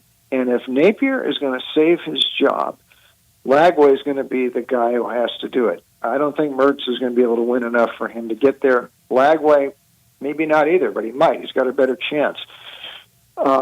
Napier's come out saying he thinks both guys will play tomorrow. I haven't heard who he said he's going to start. I'd be surprised if Lagway isn't in there most of the way. And I'm based on one game, and sometimes, it's a little dangerous to go overboard on one game. But darn it, he looked really, really good last week. Now, I'm a little concerned. The defense is what bothered me in the opener against Miami. They just didn't do enough pressuring on Cam Ward. Restrepo was a little motion out of the slot, and the kid couldn't seem to figure that out. I blame most of that on Ron Roberts, the defensive coordinator. more than Napier. But let's see if Weigman. I don't know that Weigman can do what Ward did to them 2 weeks ago. So I'm going to give Napier a shot. One more shot. I mean, if they lose this one, Bryant, the schedule, we know that November schedule's tough, although that Florida State game doesn't look as scary as it once did. But all those SEC games, Florida and the others Georgia and the others leading up to it. I mean, Napier, if he doesn't win this game, I don't know that he lasts the season. If he wins it, and Lagway looks like the guy, he's got a fighting chance. So as long as he uses Lagway, I'm going to take Florida to win this thing outright. How about the 28-25 Florida? Wow. And that's with Lagway. I think they can win, but they got to go with the kid. Yeah, I like that. Brett is not here today because he is right now in the air traveling to Winston-Salem for Ole Miss and Wake Forest. And I've been a little surprised, and it's moving down. It's been moving down all week, this line on this game. Right now, I'm seeing Ole Miss a 20.5-point favorite on the road against Wake Forest. Earlier this week, this number was up around 24-25, if I remember correctly. The total is sitting at 64.5. This Ole Miss offense has looked electric through 2 weeks, but they really haven't been tested. Do you think they'll be tested this weekend? And what is your prediction for this game? Yeah, I sort of understand the move just because it's a lot of points to be laying. And Wake disappointed last year, and they really closed slow. And they blew a lead last week against Virginia. That's an alarm bell going off there. They had injury problems last year. Hank Bachmeier, who's bounced around, I mean, he started his career at Boise in 2019, ended up at La Tech, and now he's here at Wake Forest. His numbers haven't been bad the last couple of weeks, but that was the problem that Dave Clawson had last year, too, is, Griffiths, the quarterback last year, was transferred out to really a drop-off from Sam Hartman the previous couple of years and running that slow mesh. I'm not sure that Bachmeier's doing that. He's not doing it as well as Hartman a couple of years ago yet, so they got a question. It's a lot of points, but I'll tell you what, Lane could get this number, though. And it looks like, I think they kind of eased up on Middle Tennessee last week. They probably could have scored as many on them as they did against Furman if they wanted. Dart is, he's in the Heisman mix, and I think this is a chance to showcase him in front of a different region and have him do some things. Ole Miss can get there, and it sort of reminds me of the Tulane game last year. That was sort of tight, that very hot game down in New Orleans, but eventually Ole Miss got there late and used defensive touchdown, I think, to get over the number. In the Georgia Tech game last year, there's another one where late they got the number. I think they may get the number again here. So I'm going to go 41-17 Ole Miss. Might take a late flurry, but they're capable of doing it. They absolutely are. I got to ask you about this game. It's not really off the radar, but, it is a game between, I'll just say Auburn and New Mexico. I'm really excited to watch this game this weekend. Auburn, the news coming out earlier today that it looks like redshirt freshman Hank Brown will start for them and in place of Peyton Thorne in tomorrow's game. This New Mexico team, the defense has really struggled, but I love their quarterback, Devin Dampier. I've watched him through his first two games this season. Love the way he plays. I think he could be a guy that, if he enters the transfer portal, could land at a big-time Power 4 school and be a big-time player. But right now, Auburn at home, a 27-point favorite, total sitting at 59.5. What do you think about this one? Well, one question though I have: how often this week do you think Hugh Freeze is hearing about New Mexico State coming in there last year to win? So this is the first New Mexico team that came in. Now the first game against Alabama A&M, he kind of showed his cards where if he can run up a score this year, he will. Yep. But Thorne's so bad. I agree with this move. We'll see if Brown does anything more at quarterback, but there's a limit with guys like Thorne. Same thing with Mertz at Florida. They can they're okay, but the upside. What Freeze wants to do this year, Thorne I don't think is the guy to do it. So he's going to make the change here right now. New Mexico, because Dampier's been so good, their games have become faster paced. Montana State's a very good FCS team, and they had that game won in the opener. They just let them off the hook late. Arizona, they were scoring points like crazy in that game a couple weeks ago. But Mendenhall generally considered a defensive coach, and it's just, his offense has been scoring more points. So I think New Mexico might be able to hang in there. I mean, the way they scored kind of freely against Arizona suggests they might be able to do something here. And let's face it, I mean, Auburn, Alabama A&M, I know they did it, but, that was an open wound last week against Cal. I just don't trust Auburn to lay this many points. So I'm like you. I might give New Mexico a shot. Very interested to see how there's another quarterback here. Oh, yeah. Another quarterback change like I think we're getting in Florida. We'll see how this works for Auburn tomorrow as well. But I'm not laying this many points. No way. That's too many. I'm with you. I want to get to a couple NFL games with you, Bruce. But before we do that, is there anything else in college football you like either tonight or tomorrow? Yeah, a couple tomorrow real quick. I think Arkansas is going to lay out UAB tomorrow. How do you lose a game 32-6 to Louisiana Monroe with their win total at like 1 this year? New coach. I mean, that was really bad. And Zeno at quarterback, the running game didn't work. You can't run against Louisiana Monroe. What's going on? This was a very unorthodox hire that UAB made last year, and it might be starting to blow up in their face. We'll see. But I think we saw in the opener against Pine Bluff that, Sam Pittman won't pull punches this year, and certainly Bobby Petrino won't either running that offense. Taylor Green's got almost 800 yards of offense in 2 games. 22, this could be a 49-7 sort of game. So I'm going to go with Arkansas there. I'm going to take Purdue against Notre Dame, too. You're getting about, and numbers moving down, Bryant. It's down. I'm seeing a lot of 8.5s there now, but I think Purdue's got a shot here. Notre Dame, listen, that game against Northern Illinois last week, and even the Texas A&M game, the offense wasn't firing on all cylinders. We thought, okay, A&M had something to do with that. But last week, Riley Leonard is not doing it yet. He is nowhere near as productive as Sam Hartman was coming in there last year. And his first 2 games have left a lot to be desired. Purdue ain't bad. I mean, they used to play Notre Dame every year. Nearby rival, they'll be fired up like you can't believe. They've got some offense. Hudson Card, the quarterback, ex-Texas, 24-25 last week. That's hard to do with no defense on the field. It was only Indiana State, but he's got Mockabee, near 1,000-yard rusher, some good wideouts, good tight ends. Purdue can win this game. And then Marcus Freeman, the honeymoon's over for him up there. I think Purdue's very live dog tomorrow against the Fighting Irish. I like it. Well, let's jump over to the NFL real quick, and I will go straight to the Sunday night football game, Bears and Texans. Right now, Houston a 6.5-point favorite. That total sitting at 48.5. We saw both these teams win last week, but for the Bears, with Caleb Williams, he didn't have his best game by any means, but they were still able to pull it out, get some turnovers, and win that game. What do you like Sunday night? I'm going with Houston here, and I'm still kind of bullish on the Bears. Matt Eberflus kind of turned that thing around last year, too. The last half of the season, they're playing pretty good.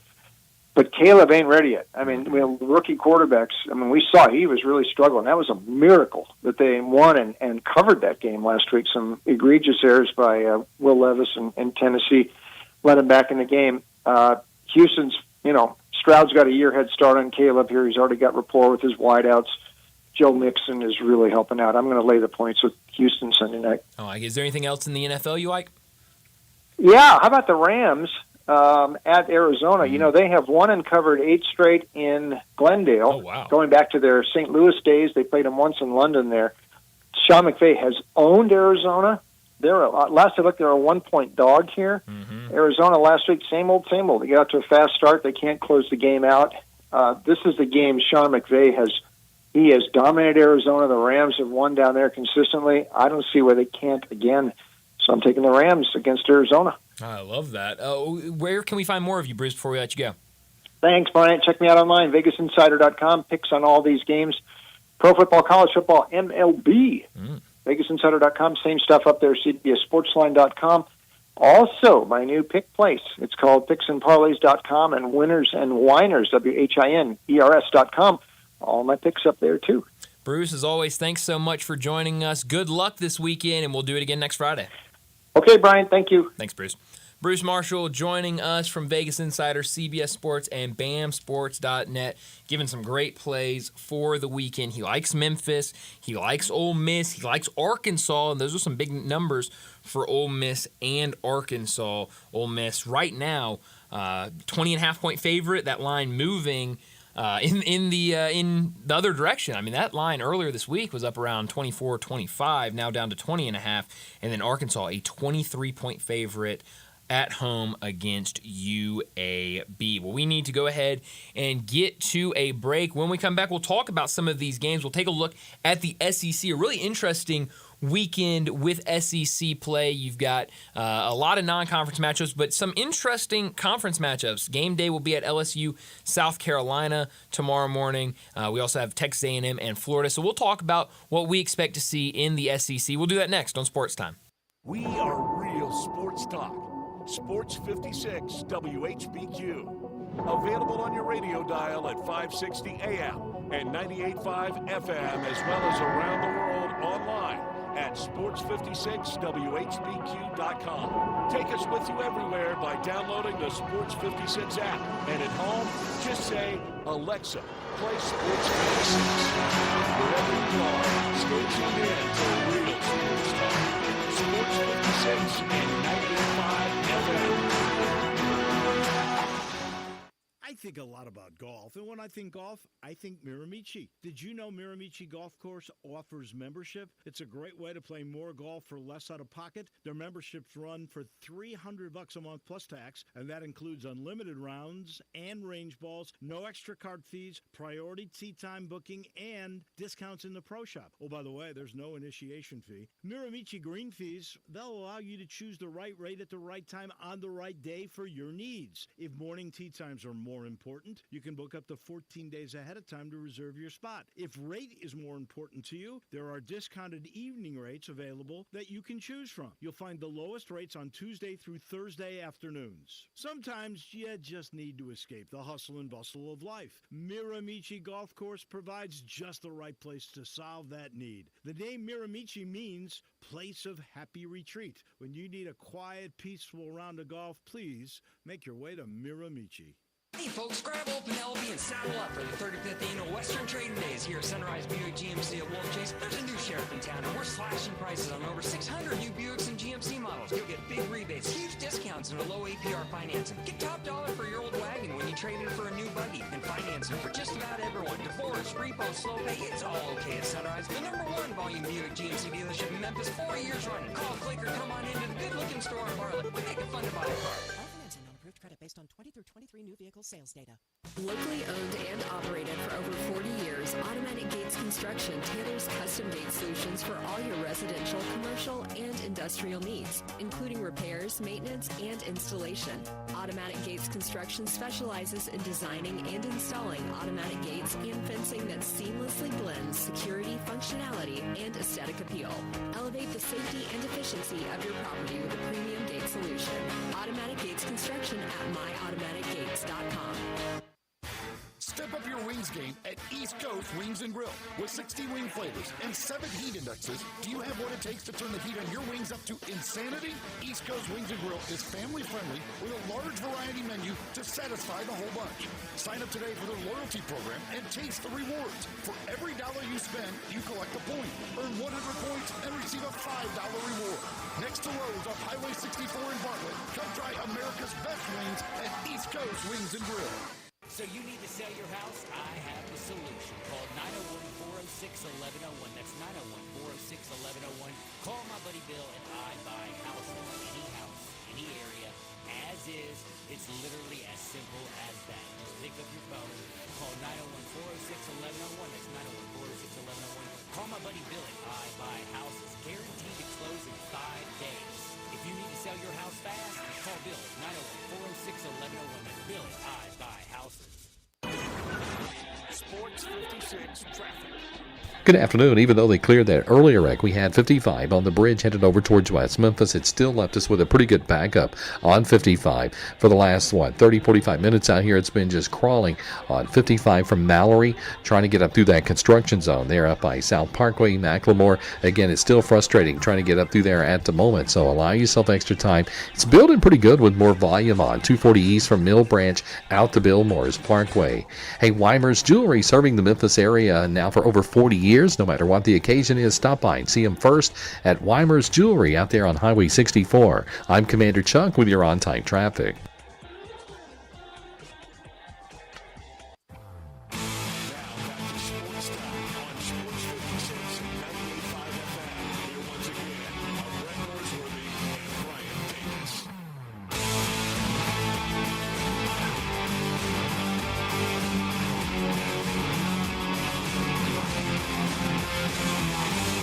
Welcome back into Sports Time. Brian Dacus with you. No Brett today. Connor with us producing and helping out a little bit in Brett's absence. We got to talk the SEC, a busy weekend in the SEC. And I will say this, I saw this earlier about, Connor, you mentioned it, the cornerback for Georgia, Daniel Harris, sophomore defensive back Daniel Harris, charged with reckless driving for going 106 miles per hour on a wet road.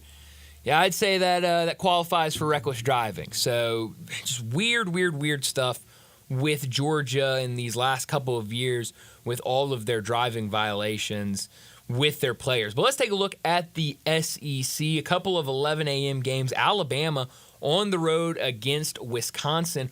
Right now, Alabama, a 16.5-point favorite against this Wisconsin team at Camp Randall. And honestly, watching Alabama last week against USF, I think, a lot of people could say, well, they really struggled for most of that game. It was really close until the fourth quarter when they scored like 28 points and won that game.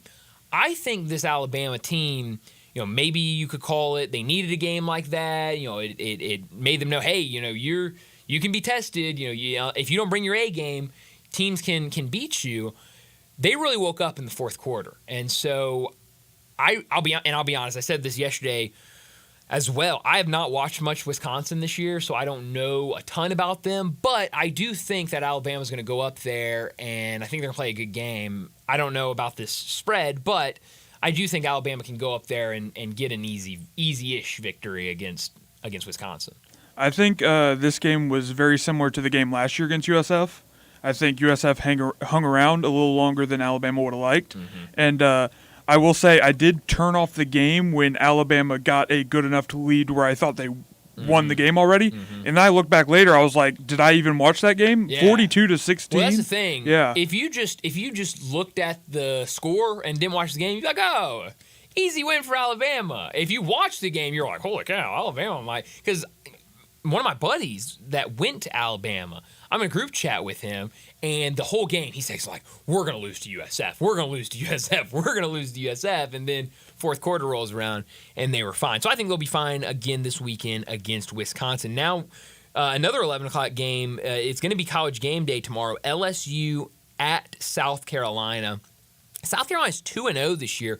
Their first game against Old Dominion, they really struggled. Defense, I think, came up with 3 or 4 turnovers, but offensively, they could not get anything going. Lenore Sellers, it was his first start for South Carolina, and the offense just really didn't look good. They won by, I think, a field goal at the end of that game. But then last week, they come out against Kentucky, and they dominated. They looked great, and so I just don't know what to think about this South Carolina team.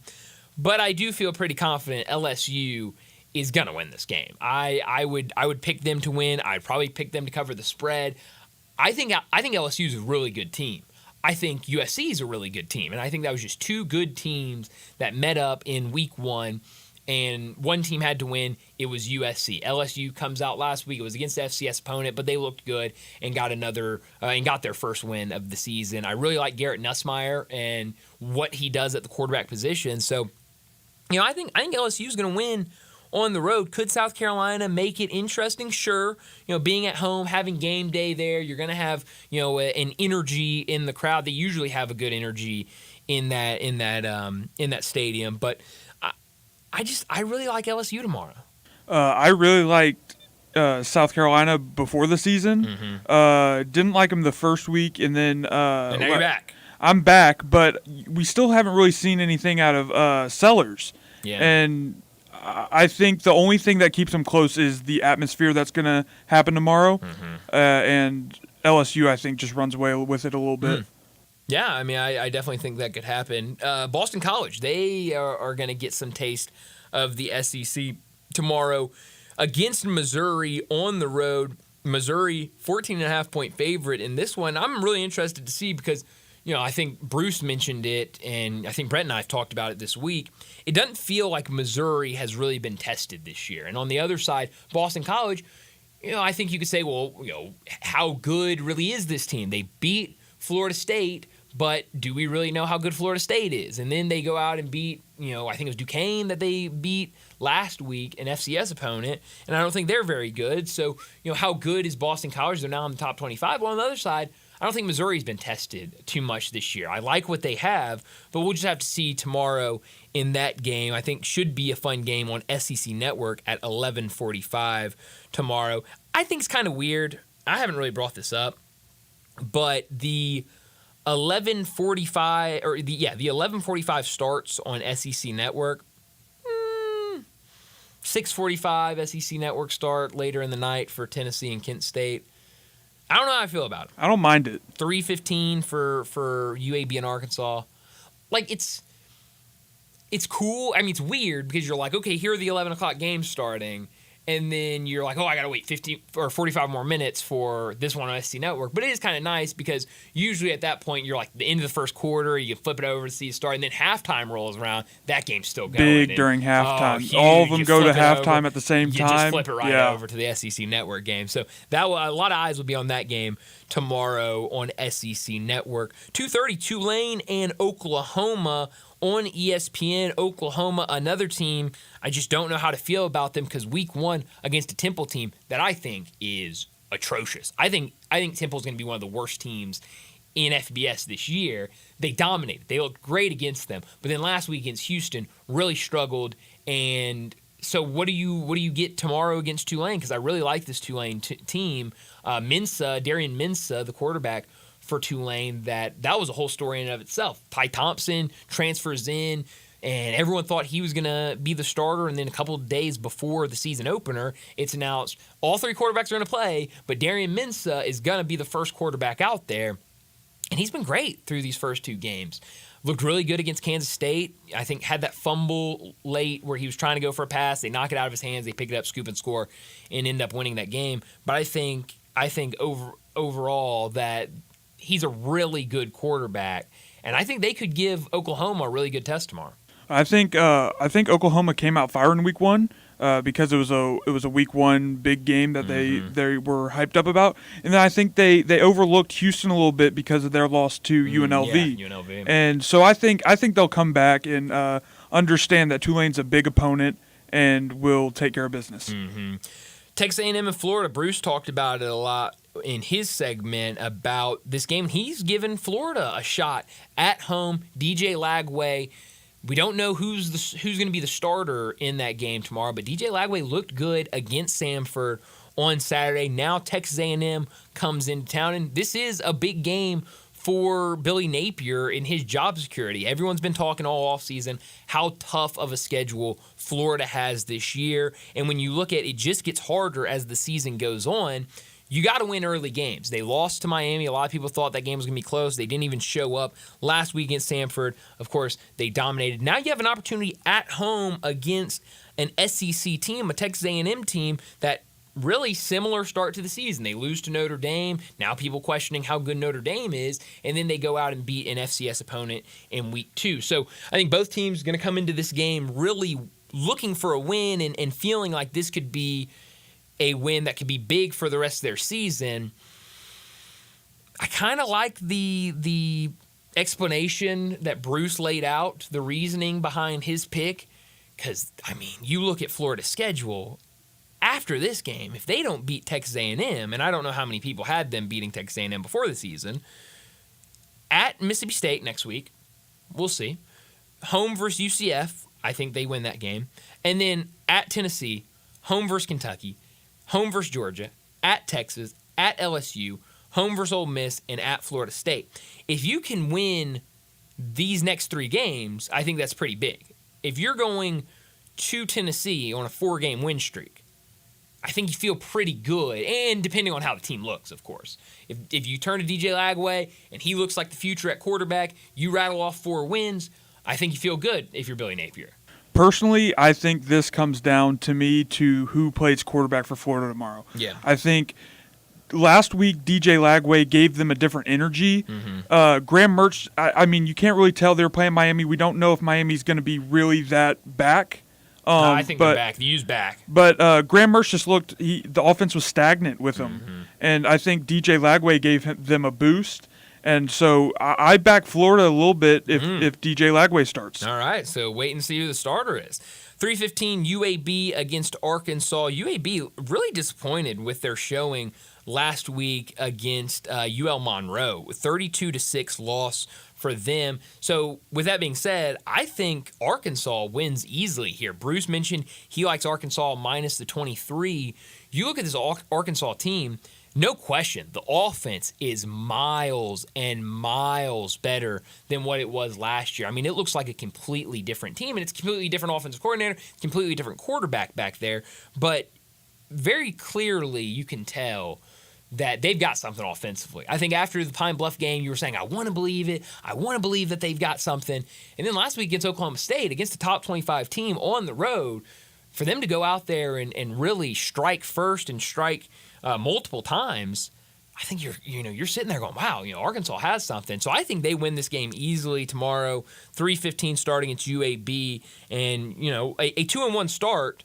I think a lot of people expected it, but the way it's come, I think even with that loss last week, I think you feel better than what you did before the season started, at least. Oh yeah, Arkansas looked way better than I think a lot of people expected coming into this season, and I think UAB is just gonna get dominated.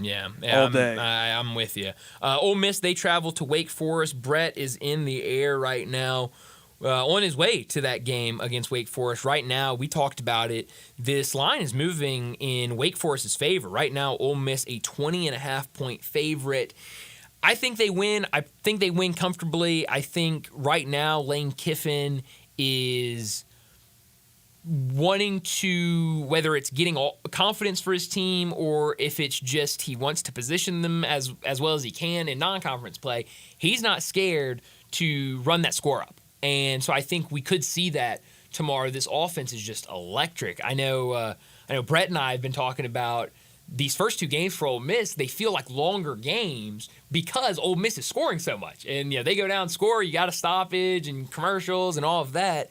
So I think Ole Miss continues to play well on the road. Maybe Wake Forest gives them a tougher test than what they've seen the first 2 weeks against Middle Tennessee State and Furman. But I do think Ole Miss can still win this game really comfortably. Not to spoil anything, the next 3 games we're about to talk about, I think the spreads are an insult to the teams that are favored. Really? Why don't... Okay, so is that included, or is it the 3 after this one, this Ole Miss game? This one included. Okay. No, and then the 2 after this one. Okay, all right. So let's talk about these quickly because we're about to be out of time. UTSA at Texas. Right now, Texas, a 35-point favorite over the pride of the AAC. AAC getting a lot of SEC this week. We are talking about UAB, now talking UTSA. So you think Texas big? I think Texas big. They just beat Michigan in the Big House. UTSA just got absolutely blown out by Texas State. True. I think Texas does more than blow out UTSA. All right, I like it. And then I know you really like Vanderbilt football. Vanderbilt on the road against Georgia State in Atlanta, where the Braves used to play baseball. Now it's where the Panthers play football. They're a 10-point favorite over Georgia State. I mean, you seemingly think that's an insult. I don't think it's going to be that big of a difference. I think Vanderbilt wins like by 17 or 21. Okay. 3 touchdowns. So maybe not that much of an insult, but still an insult. We anchor down around here, so I like that a lot. Some of the other games tomorrow night, Georgia on the road against Kentucky. Right now, Georgia 22-point favorite in this game. Kentucky just, looked awful last week against South Carolina. And now Georgia comes into town. We know Kentucky's quarterback, formerly at Georgia, Vandergriff. So I'm sure there's going to be, a lot of that storyline. I'm sure he's going to want to play well in front of his former team. But I'm also sure that, Kirby Smart probably knows what to expect from Brock Vandagriff. And I think Georgia can win this game pretty easily. I hate to say this, but I don't think we need to talk much about this game. No, I think this game's going to be over pretty quickly for Georgia and a win. New Mexico, they're on the road against Auburn at Jordan-Hare. That's a 6:30 kickoff on ESPN2. I'm really excited about this game. Connor, we've watched a ton of New Mexico this year. I've watched from start to finish both games, week 0 and week 1. They were off last week. Now they travel to Auburn, and now we know that Auburn will be playing a redshirt freshman quarterback this weekend. Peyton Thorne will take a seat after throwing 4 interceptions and a loss last week against Cal. And right now, I know they showed it against Alabama A&M in the first game, and no disrespect to Alabama A&M, but I think that's a completely different level of competition than what they're going to see against New Mexico. I think this game's going to be a lot closer than 27 points, and it's going to be a big one. Depending on how close it is, there could still be a lot of questions about Hugh Freeze and what he's doing right now with this Auburn team. I think Auburn's looked pretty bad. They looked real good week 1. Sure. But I think that they need to, similar thing with DJU. Mm-hmm. I think that they were trying to throw too many deep balls. Sure. I like their receivers. I like Cam Coleman. I like Keandre Lambert-Smith. And Jarquez Hunter. I think they just need to get it to their playmakers and try and get them out in space and instead of throwing deep balls and not completing passes. Yeah. Last 2 games here for the weekend in the SEC. Toledo on the road against Mississippi State. Mississippi State really fought last week against Arizona State, but ultimately came up short, lost that game. So they're now 1-1 going up against a 2-0 Toledo team. Right now, Mississippi State is a 10.5-point favorite in that one.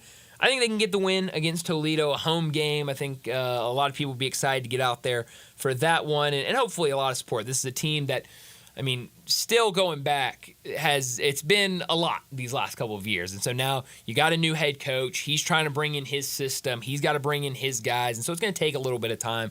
And, I really hope the State fans continue to support Jeff Lebby. I think they are right now. I think you can see watching this Mississippi State team what that offense will look like. And I think it's going to look pretty good sooner rather than later. Then the final game, Kent State on the road against Tennessee over in Knoxville. Right now, Tennessee, and it's remained a 49-point favorite against Kent State. That total at 62.5. I think Tennessee rolls in this one. They've looked good in both of their games. They've looked dominant in both their games. It's hard to say. I think they're going to cover a 49-point spread, but I think they'll probably cover a 49-point spread.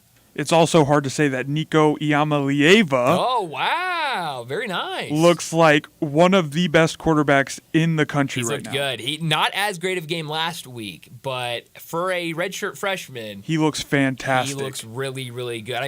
The college football's in good hands with the young quarterbacks. Between him and Dylan Raiola, what they're doing, DJ Lagway, what he showed Devin last Dampier. week. Devin Dampier, another young guy. There are some really fun quarterbacks that are, still have a couple more years left in college. But we need to get to another break. And when we come back, it'll be time for Big Number of the Day. Add a little fun to your lunch break. Join Johnny Radio for Sports 56 Happy Hour from 11 to 1 every weekday on Sports 56 and 98.5 FM. Traffic brought to you by 901 Eats to Go, 3135 Kirby Whitten Road in Bartlett. Pick up, DoorDash, Uber Eats, or online at 901eats.com. Eats with the Z. Good food fast. There are jewelry stores, and then there's Genesis Diamonds, the cutting-edge industry leader, the pioneer. Hey, it's Eric Hasseltine, and it's no secret that jewelry stores across America watch what Genesis is doing. Genesis was the first to offer a free lifetime warranty, the first to offer a 120% diamond upgrade guarantee, the first to offer aggressive long-term zero-interest financing. And Genesis is always on the cutting edge of design and fashion. It's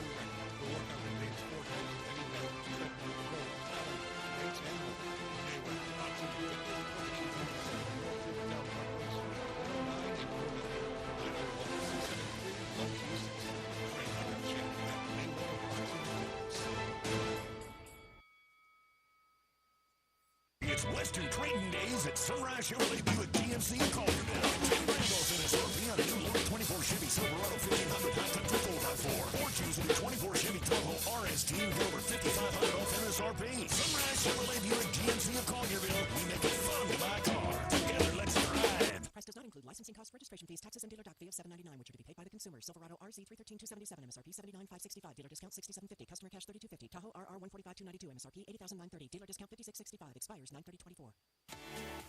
In Jason's Deli, when you're dining in or picking up curbside, you can expect wholesome food and no surprises. Just delicious sandwiches, crisp salads, and clean quality meals made with the freshest ingredients and no artificial trans fats, MSG, high fructose corn syrup, or artificial colors and dyes.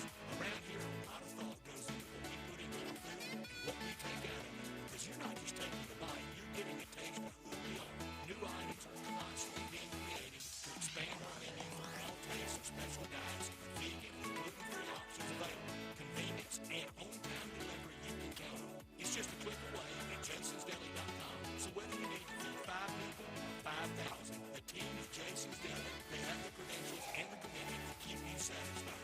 Freshness is nearby at Jason's Deli, locations at Ridgeway in the Parkplace Center, Popper Highland, Germantown Road in Cordova, and Goodman Road in Highland Branch. Jason's Deli is wholesome food and no surprises. Do you know one of the best things you can do for your employees or family's health? Provide Arctic Clear bottled water. Arctic Clear bottled water is your locally owned and operated bottled water provider. Arctic Clear is 100% natural spring water with free delivery and setup, dependable service, and no long-term contracts. What an easy choice. Call Jeff Manus today, 901-382-2363, or visit arctic-clear.com. Arctic Clear bottled water. Call now, 382-2363. That's 382-2363. Now back to Sports Time on Sports 56 and 98.5 FM. Here once again are Brett Norsworthy and Ryan Davis.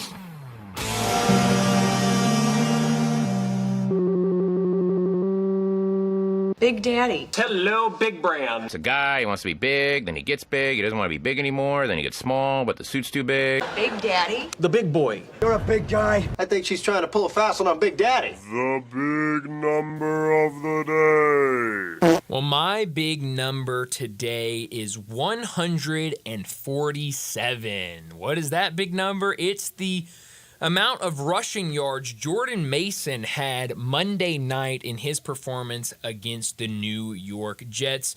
A win, or a performance, I should say, that helped the Jets get a 32-19 win over the Jets. He was great. It was his first game. Allegedly, he was told earlier that day, before the game started, that he would be the starter and that Christian McCaffrey would not be playing. But according to him, after the game, he learned on Friday that he was going to be the starter. And Kyle Shanahan had to say, well, no, we told him to be ready, but we never told him he would be the starter until Monday. Now, why do I bring that up? Why is that my big number today?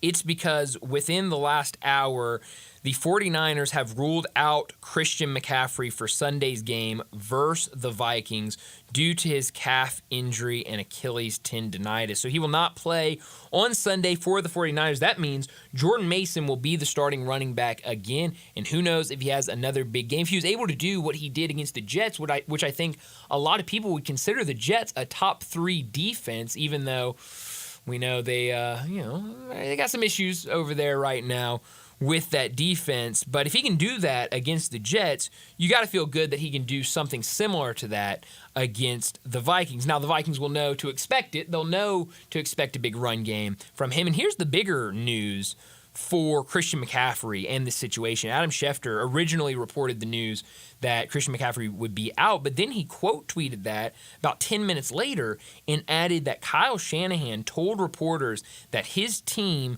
now is considering putting Christian McCaffrey on IR, which would mean Christian McCaffrey would miss 4 games. So this injury seems like it's a lot bigger than maybe what people were thinking it was before that game Monday night when he was ruled out only a couple hours before the game. This could be a bigger issue and could sideline him for much longer. But honestly, with what we saw Monday night from Jordan Mason, he might be fine to be the main back in the backfield.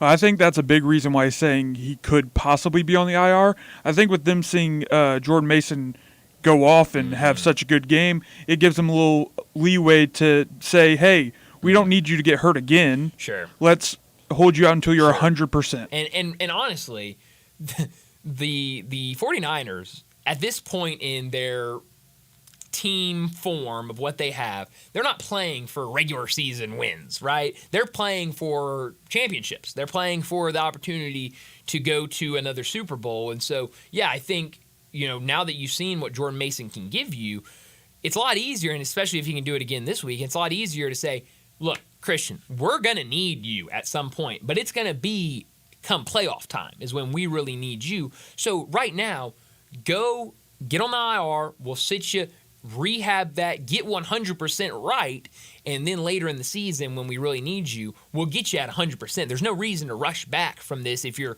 75, 80% and try to force something. So, yeah, that's definitely an interesting note from you that, I think what Jordan Mason brings to the table could definitely give them some more leeway on how you handle Christian McCaffrey. And I think a big part of that is Kyle Shanahan's system and what he's running. The kind of joke is, doesn't matter who you put out there with the 49ers offense, they're going to be successful. And so I think we saw that with Jordan Mason, a really good game from him Monday night. And we'll see if we can do that. I'm sure a lot of fantasy owners running to pick him up if he hasn't already been picked up 100% on the waiver wire.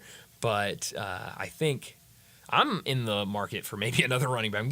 I have Austin Eckler as one of my running backs. I'm giving him one more week to see what he can do. Not great. One more week, but I don't think we're going to stick with him. Who thought he was going to be the backup for Washington? Not me. He was my keeper in the keeper league, so I thought he'll be the starting running back. You're not giving a good hand though. That is true. Thank you for that. But or thank whoever's team I inherited for that, I guess. But no, we'll see what this 49ers offense can do. I believe about a 5.5-point favorite this weekend. I guess we'll see if that line moves.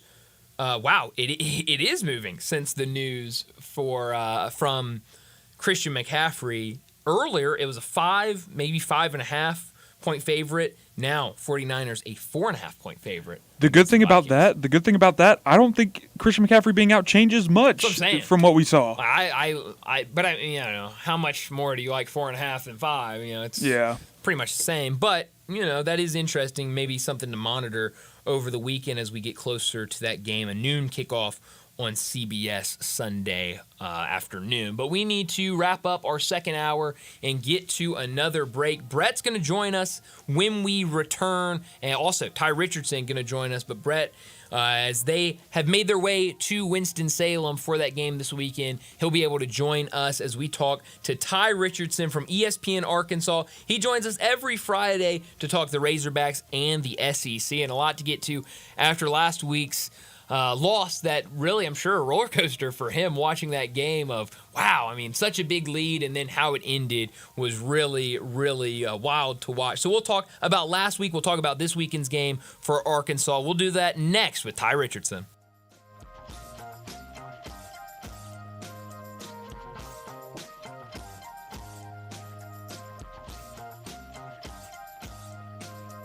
Napa Cafe celebrates 26 years in 2024. Hi, I'm Glenda Hastings, owner of Napa Cafe, and I want to thank you for making us part of your dining experiences. Treat yourself tonight with a delightful dinner. Maybe start with an appetizer like our baked sweet peculiar peppers stuffed with goat cheese and mozzarella, finished with basil pistou, and move on to one of our cozy dishes like the double chocolate stout braised boneless beef short ribs with tonkatsu sauce and creamy mashed potatoes. Or a fresh seafood dish like our pan-roasted ginger-buttered sea bass with cilantro soy vinaigrette. I get hungry just talking about it. Don't forget about dessert, our famous sweet buttermilk pie with brown sugar sauce, or drink your dessert with one of our signature dessert cocktails, like the lemon cheesecake martini, lemony, icy, frothy, and dusted with graham cracker crumbs. Napa Cafe, open Wednesday through Saturday for dinner starting at 5 o'clock. For reservations, visit our website at napacafe.com. Come join us as we celebrate 26 years of Napa Cafe. We can't wait to serve you. Nestled in the heart of East Memphis, located corner of Park and Cherry, is a beautiful residential neighborhood. I'm here at Town Village Audubon Park interviewing a new resident, Carolyn. Share with us why you chose Town Village. Well, if your parents or special friends need to make that big move, let me share with you my experience. It was tough for me to leave home, but then I discovered Town Village. I would like to highly recommend Town Village to you and your loved ones. After looking at all the amenities and meeting all the people and staff, I was hooked. From restaurant, bistro, 3 meals per day, housekeeping, transportation, security, health care, physical therapy, exercise room, and even a heated pool and spa. Come see us and make your new home at Town Village. Visit us and call Daniel at Town Village Audubon Park at 901-374-7342. There's no place like home, Town Village. I can't wait for golf this weekend, huh, buddy? Time flies. Love you, man. Oh, don't forget your knee brace again. We aren't in college anymore. Moments together matter, so help protect yourself from RSV. If you're 75 or older or 60 plus with a chronic condition like asthma, COPD, heart disease, or severe diabetes, you're at higher risk of landing in the hospital from RSV, and there are no prescription RSV treatments. Check eligibility and schedule your RSV vaccine at vaxassist.com. Sponsored by Pfizer. When you think about insurance and you want great value without sacrificing great service, I want you to think one place: the Eflin Insurance and the entire Eflin Insurance team. Matt and his group of professionals will access 10 leading companies to find the right home and auto program that fits your budget and your absolute needs. The Eflin Insurance team, the number 386-GER, 386-4777. Ole Miss Rebel Yell is back. The Rebel Yell Hotline Radio Show is back on WHBQ Sports 56 and 98.5 FM. Every Monday night at 6, hear the latest news on your Ole Miss Rebels with Yancey Porter with 24/7 Sports, former Ole Miss defensive tackle Mike Fitzsimmons, Gordon Ford covering SEC Sports Call, and former Ole Miss baseball announcer Gary Darby. From kickoff to free throw to extra innings, your Ole Miss Sports on the Rebel Yell Hotline Show right here Monday night at 6 on Sports 56, 560 AM and 98.5 FM. Your Mid-South Sports Station. We are Sports 56, WHBQ Memphis, and W253DF Memphis with John Harden. Weekdays from 11 to 1. Time to talk Razorbacks on Sports Time. Joining the guys is Ty Richardson from ESPN Arkansas to talk all things Hogs and SEC. On Twitter X at Ty Sports Radio, here's Ty Richardson with Bryant and Brett. Come on, all you Razorback fans, let's stand up and call those Hogs!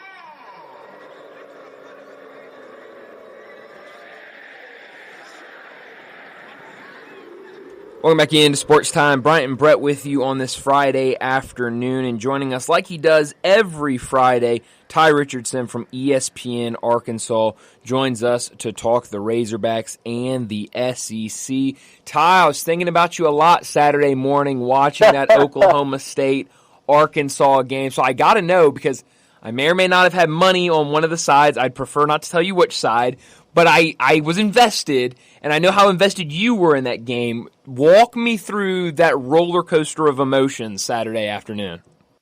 So I have an uncle that's about Stats' age, and he also attended the University of Arkansas. He married a Oklahoma State Cowboy. So I was in the midst of the Oklahoma State front row, 30-yard line, right behind Mike Gundy, sitting next to my aunt, who's a diehard Cowboys fan, my uncle, who has to be quiet during the course of this game so he doesn't get divorced, and then one of my best friends.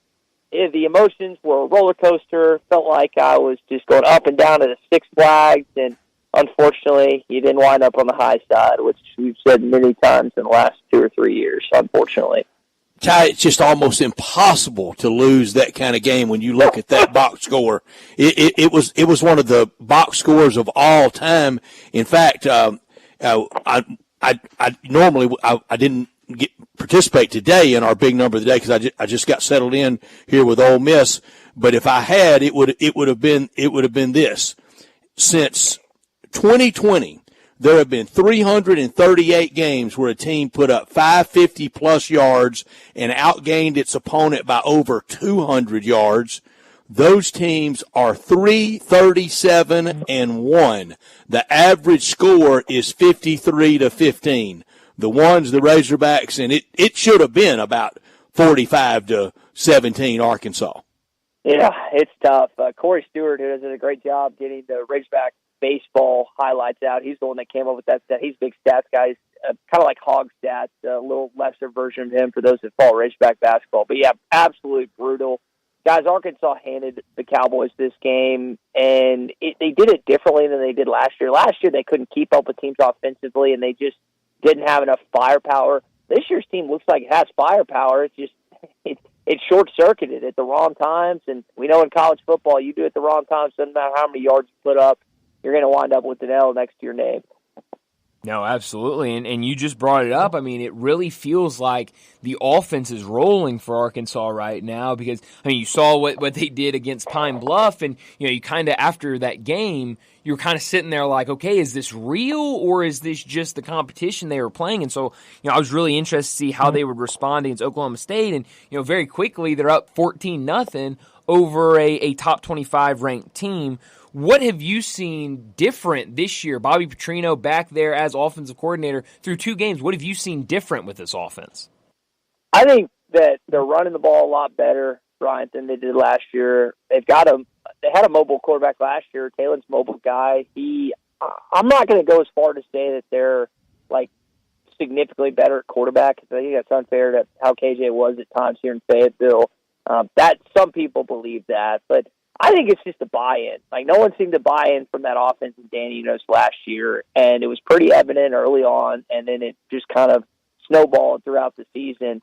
They have these guys have talked openly about their coach, specifically Bobby Petrino, and they feel like that he's going to put them in situations. You've had 3 coaches in the last 48 hours or so, Mike Gundy, speak to his praises, saying that they had better schemes, they had better setups than us. Trent Dofer, current UAB coach, of course, he's going to be complimentary of Bobby Petrino.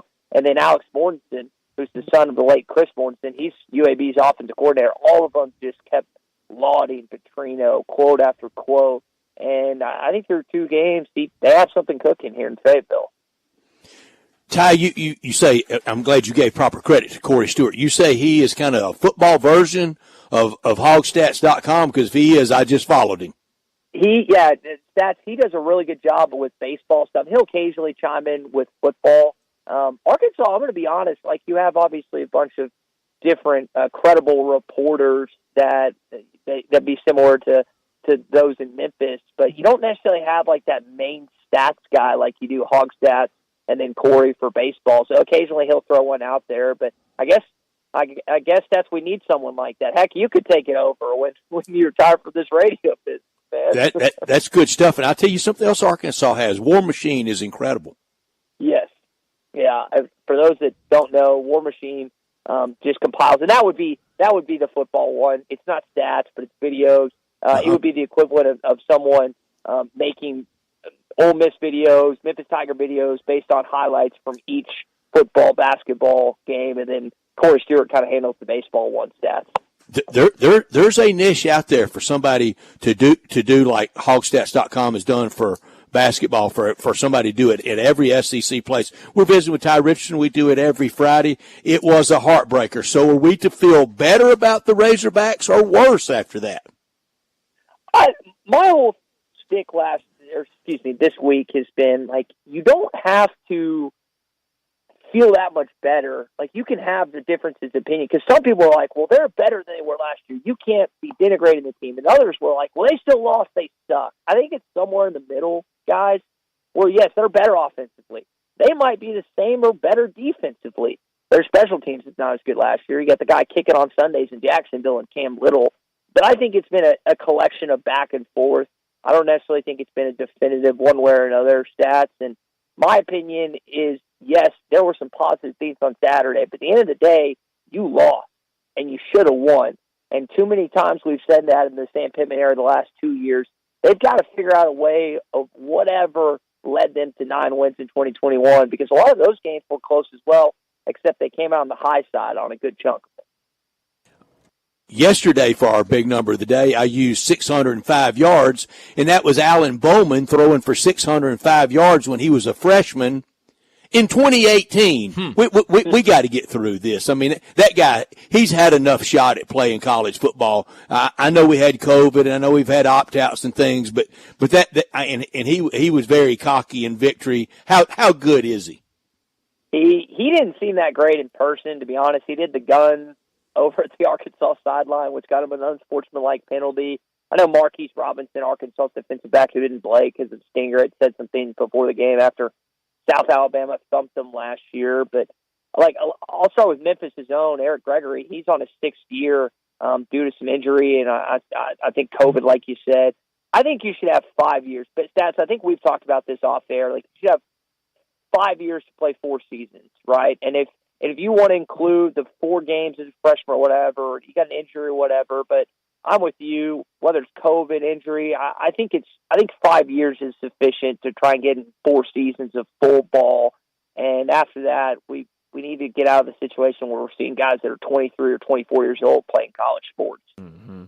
It's how you mentioned Marquise Robinson, a guy that didn't play. It sounds like Sam Pittman talked to the media earlier this week and spoke about some injuries, especially in that secondary on the defense. What is the availability to that group going into Saturday? Yeah, secondary's a little banged up right now, Brian. Hudson Clark I don't think he's going to end up playing. Jalen Braxton, one of their best corners, is, I don't know if it's 50-50 is the right term. Marquise will play, Cuddy as they call him. And there might be one more that I missed. If I had said Hudson Clark's name, he'd be another guy. But yeah, that's kind of a position group. One, it's their weakest position group. The back end is. The linebackers are solid. They've got a couple good ones, and then the depth drops off after that. But they got a decent defensive line. Like, for 50 minutes, guys, Oklahoma State didn't score an offensive touchdown. You were asking about Bowman. That is a 7-year quarterback at home under one of the best minds in college football offensively. They did not score an offensive touchdown for 50 minutes. So to me, that's a win if you're Travis Williams in that defense. UAB, I don't think that they necessarily have the personnel to go up and down the field with Arkansas. Auburn, after last week, doesn't look like so either. So these next few weeks you think about UAB, Auburn, an A&M team that showed a lot of firepower offensively. You could potentially do something before heading back home when you take on a very potent offensive team in the Tennessee Volunteers. Yeah, but the Razorbacks kind of remain on that magical mystery tour this week, 3rd different stadium. Next week will be the 4th, and then the 5th in Arlington against A&M before finally playing again in Fayetteville on October 5th against Tennessee. New when the season started, 5 games in 5 different stadiums. It continues this week, finally getting home at Razorback Stadium. What do you think the atmosphere will be like tomorrow afternoon? Ty, do you think it's full? Do you think people are okay? Let's support this team. I think there should be plenty of support for Taylor Green.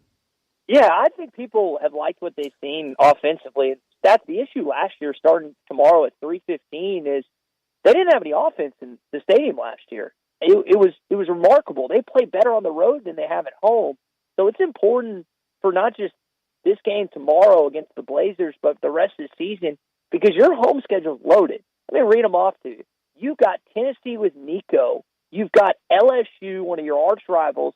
You've got Texas, and you have Ole Miss. That is an awesome home schedule. So what's important is that they show not only just some offense, they win pretty handily, and that gives people confidence that, like, if I'm going to invest my money, if I'm going to buy a ticket for this marquee game, which there's 4 of them coming up, it's going to be worth it. Because quite honestly, guys, it wasn't worth the investment at home at Razorback Stadium last year. Talking to Ty Richardson from ESPN Arkansas. He joins us every week to talk the Razorbacks. And I saw, I guess yesterday, I saw the tweet put out that 2 sponsors, 2 donors will have their names on the field. Both Walmart and Tyson will be on the field. We're starting to see a little bit more of that. That's starting to grow. A couple other teams have done that. Some teams put their NIL on the field to promote that. What do you make of Tyson and Walmart getting a little shout out on the field?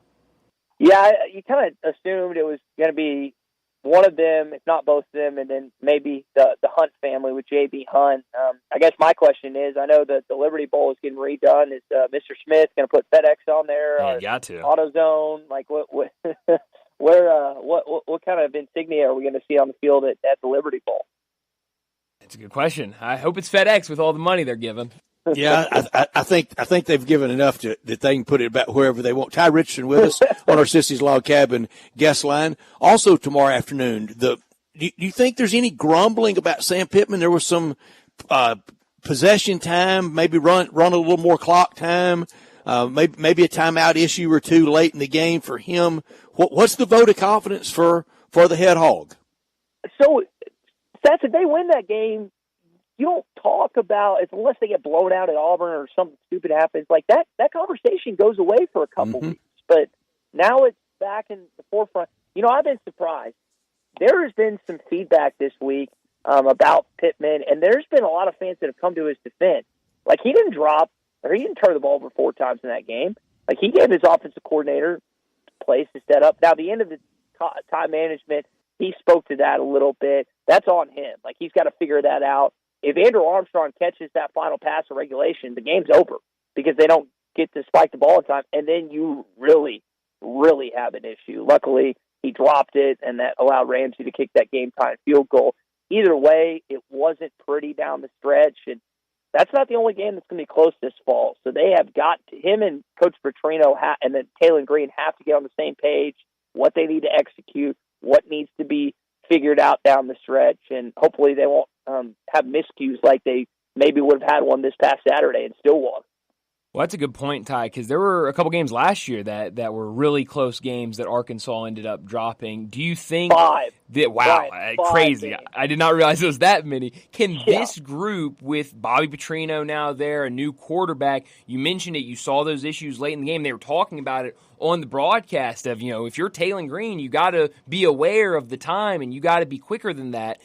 Can this group kind of get over those maybe miscues late in the game as we go through the season? Because, like you mentioned, you're going to have a lot tougher tests. You're going to hopefully be in a lot more close games with opportunities to win in SEC play.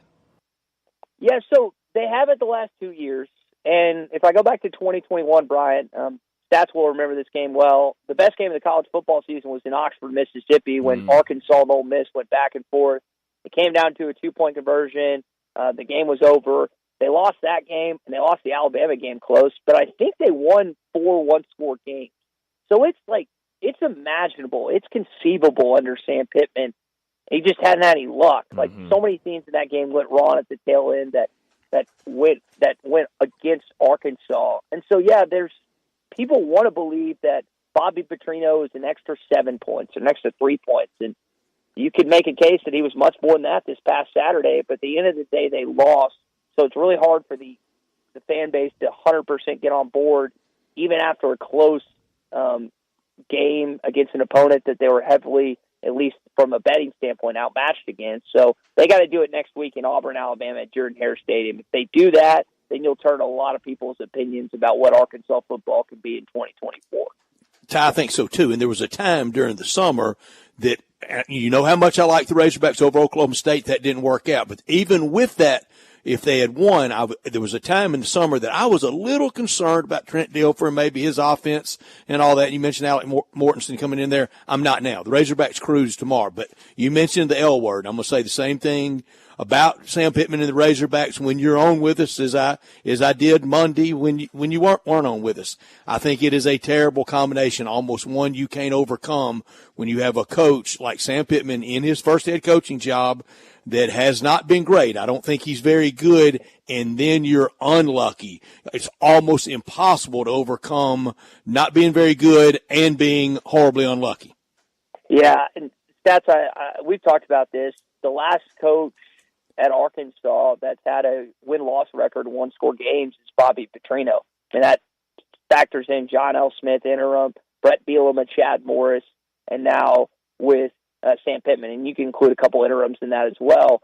It's just had and that's why people were like, okay, so when you had Barry Odom, who was 1 point head coach, and of course in Memphis, we know his days there's Tigers head coach, you had success because you felt like you had another head coach with Sam that You can bounce off of him. You got another one of Bobby Petrino, and I mean, he's been very vocal about how helpful Bobby Petrino has been. And unfortunately, it wasn't enough to get you over the hump last week. But there's going to be other opportunities.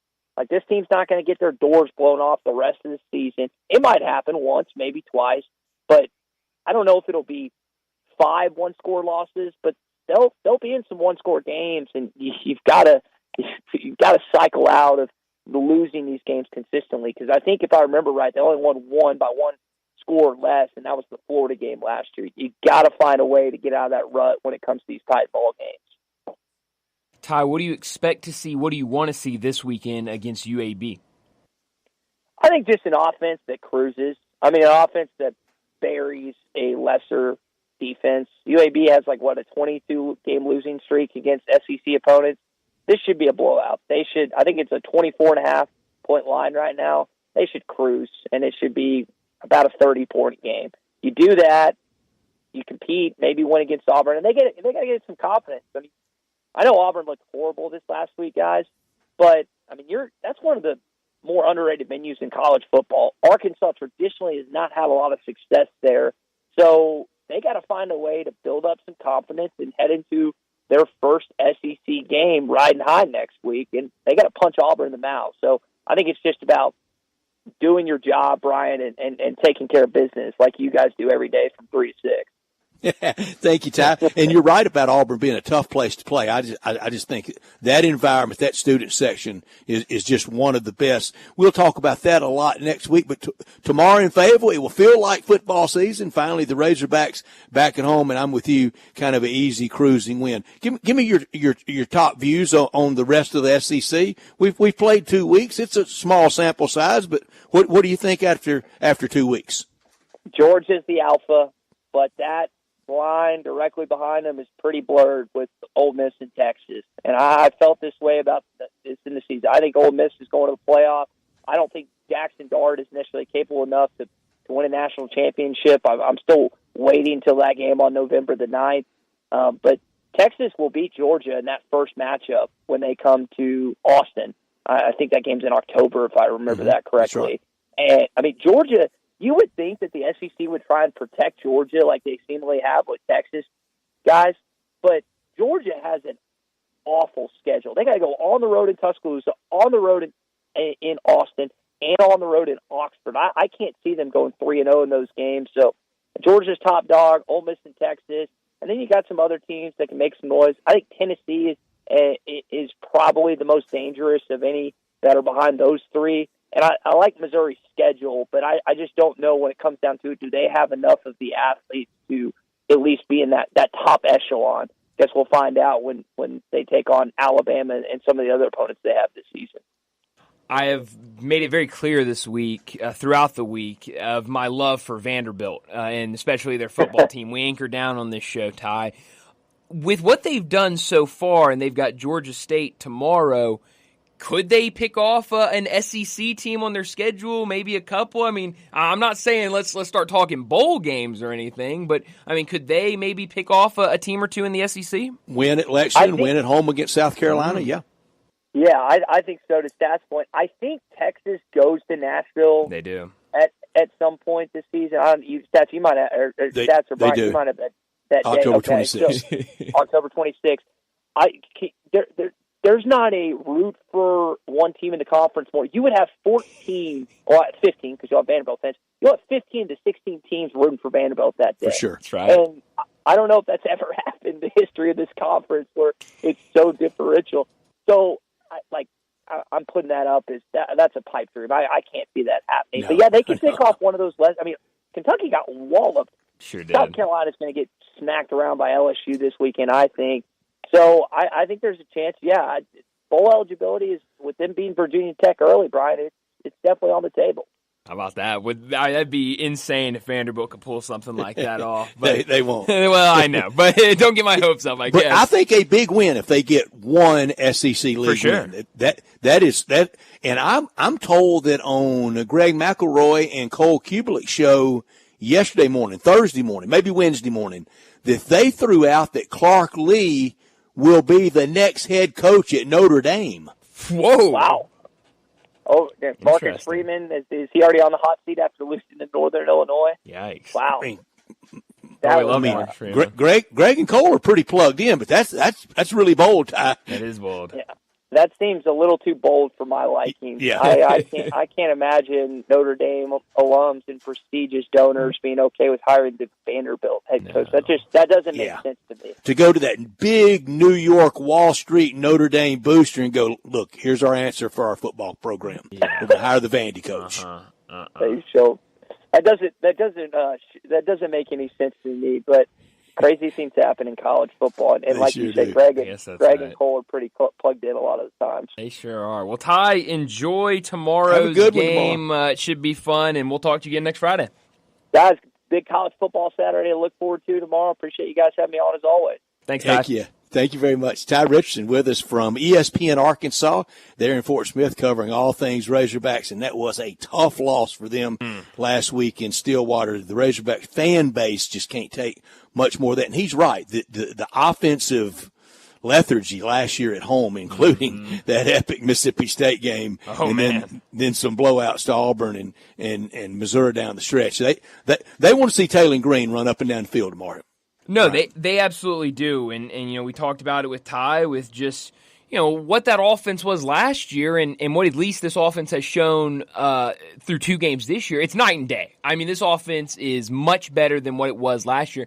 And that's going to give fans something to be excited about. We know how much, fans, especially in this day and age of college football, love the offense. And if that's rolling, you can win off that offense, and that can get people excited. But you're right. After a tough loss yesterday, or last week, good Lord, you cannot mess around tomorrow against UAB. That's right, and I don't think they will. No. I was a little bit scared of it with a hangover effect after a win in the summertime, but UAB, they didn't even put up a good fight last week against UL Monroe. Razorbacks tomorrow afternoon in Fayetteville against UAB, and then next Saturday they go down on the plains and play Auburn tomorrow afternoon on those plains. They play New Mexico. It's Chevy truck season. It's All-Star Chevrolet. Together, let's drive all to All-Star and Olive Branch where all the Chevy trucks are. Every new Silverado you're looking for, come drive a few. Financing as low as 1.9 and no payments for 90 days. That's 0 payments for 90 days. That's a great deal. Your good credit deserves it, and that's what you get at All-Star Chevrolet. Just in time for tailgating to head out to Fayetteville, to head down to Tallahassee. You better get moving fast. All-Star Chevy, they have the best tailgating Tahoes. If you're in law enforcement, first responder, healthcare worker, military, education, recent grad, you get a $500 bonus back instantly. Come check out this huge, and I'm talking huge, pre-owned sale. Let's go to All-Star for the Jeeps, Nissans, Fords, Toyotas, cargo vans, a ton of pre-owned Silverados. And if you got any vehicle you want to sell, bring it to All-Star in Olive Branch, and they'll give you the most money for it today, even if you didn't buy it from them. Don't miss Chevy truck season sale going on now in Olive Branch at All-Star Chevrolet. For more information, go to allstarautogroup.com. Well, let's get to a break, and when we come back, it'll be time for a Friday football forecast. Join the voice of the Tigers, Dave Woloshin, for Wolo and Friends. Weekday mornings from 10 to 11 here on Sports 56 and 98.5 FM.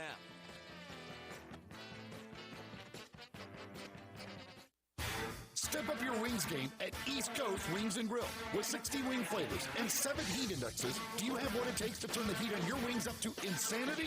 East Coast Wings and Grill is family friendly with a large variety menu to satisfy the whole bunch.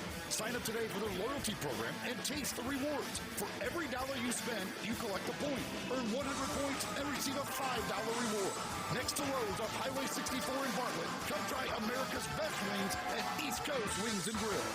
Ken Garland, you are in your 72nd year of business. Your son William is now joining you. What do you think is the key to your longevity in the building business? My dad started the business in 1965, and I think being on the job sites daily and being accessible to homeowners has been a key to our success. You guys have a work ethic, as you like to say. You're not hiring people to be on the site. You guys are there every day. We interact with the subcontractors multiple times a day on each job site. I think that has been a key, as well as using the same subcontractors 20-plus years in most cases. When you talk about materials, what is the first thing you're thinking about when somebody comes to you to build a home? We're just trying to meet the expectations of the client and the homeowner and the architect and give them what their dream is. When you get a Ken Garland home, what do you guarantee? We'll be there after the job is finished. We're still accessible to all our clients. Now I need to know, how do I get a hold of Ken Garland? You can reach us at kengarland.com.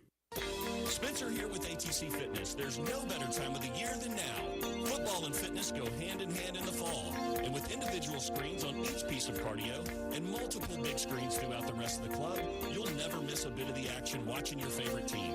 ATC Fitness continues to be the Mid-South's choice for fitness, family-owned for 30 years, and proud supporters of Coach Silverfield and the Memphis Tigers. Join online at atcfitness.com. ATC Fitness. Exercise your right to look good. If you love sports and Mexican food, you can get the best of both at Los Cabos Mexican Bar and Grill on Summer near Graham. Watch all the big games on all the big TVs on all the walls at Los Cabos. And enjoy premium tequila shots anytime for just $5.50. Celebrate every day with lunch specials from 10 to 3 and happy hour from 3 to 8. Lunch is just $6.75 to $10.99 and margaritas start at $4.99. Experience real Mexican cuisine along with great sports at the Los Cabos on Summer near Graham.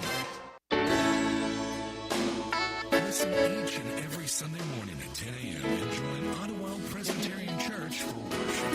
Ottawa is a PCUSA church located in town Memphis.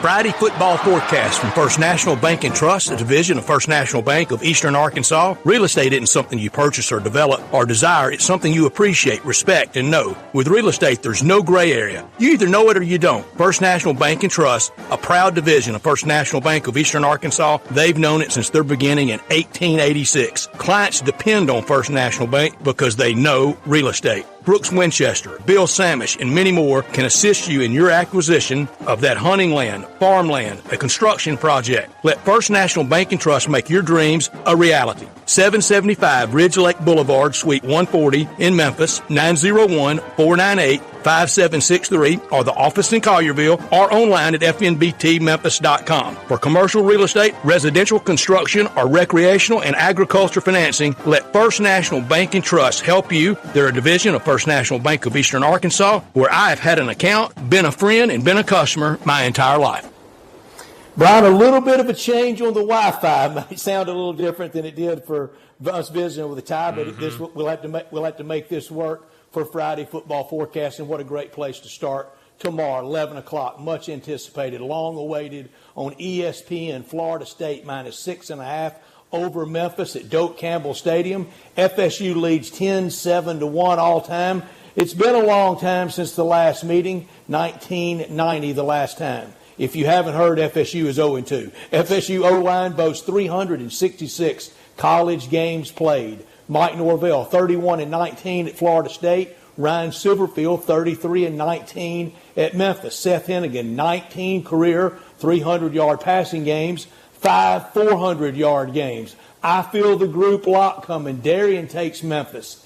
I take Memphis. Connor, you're a current student. You have to take Memphis, right? I have Memphis. All right. Let's make it a group lock, Bryant, Mr. Alumni.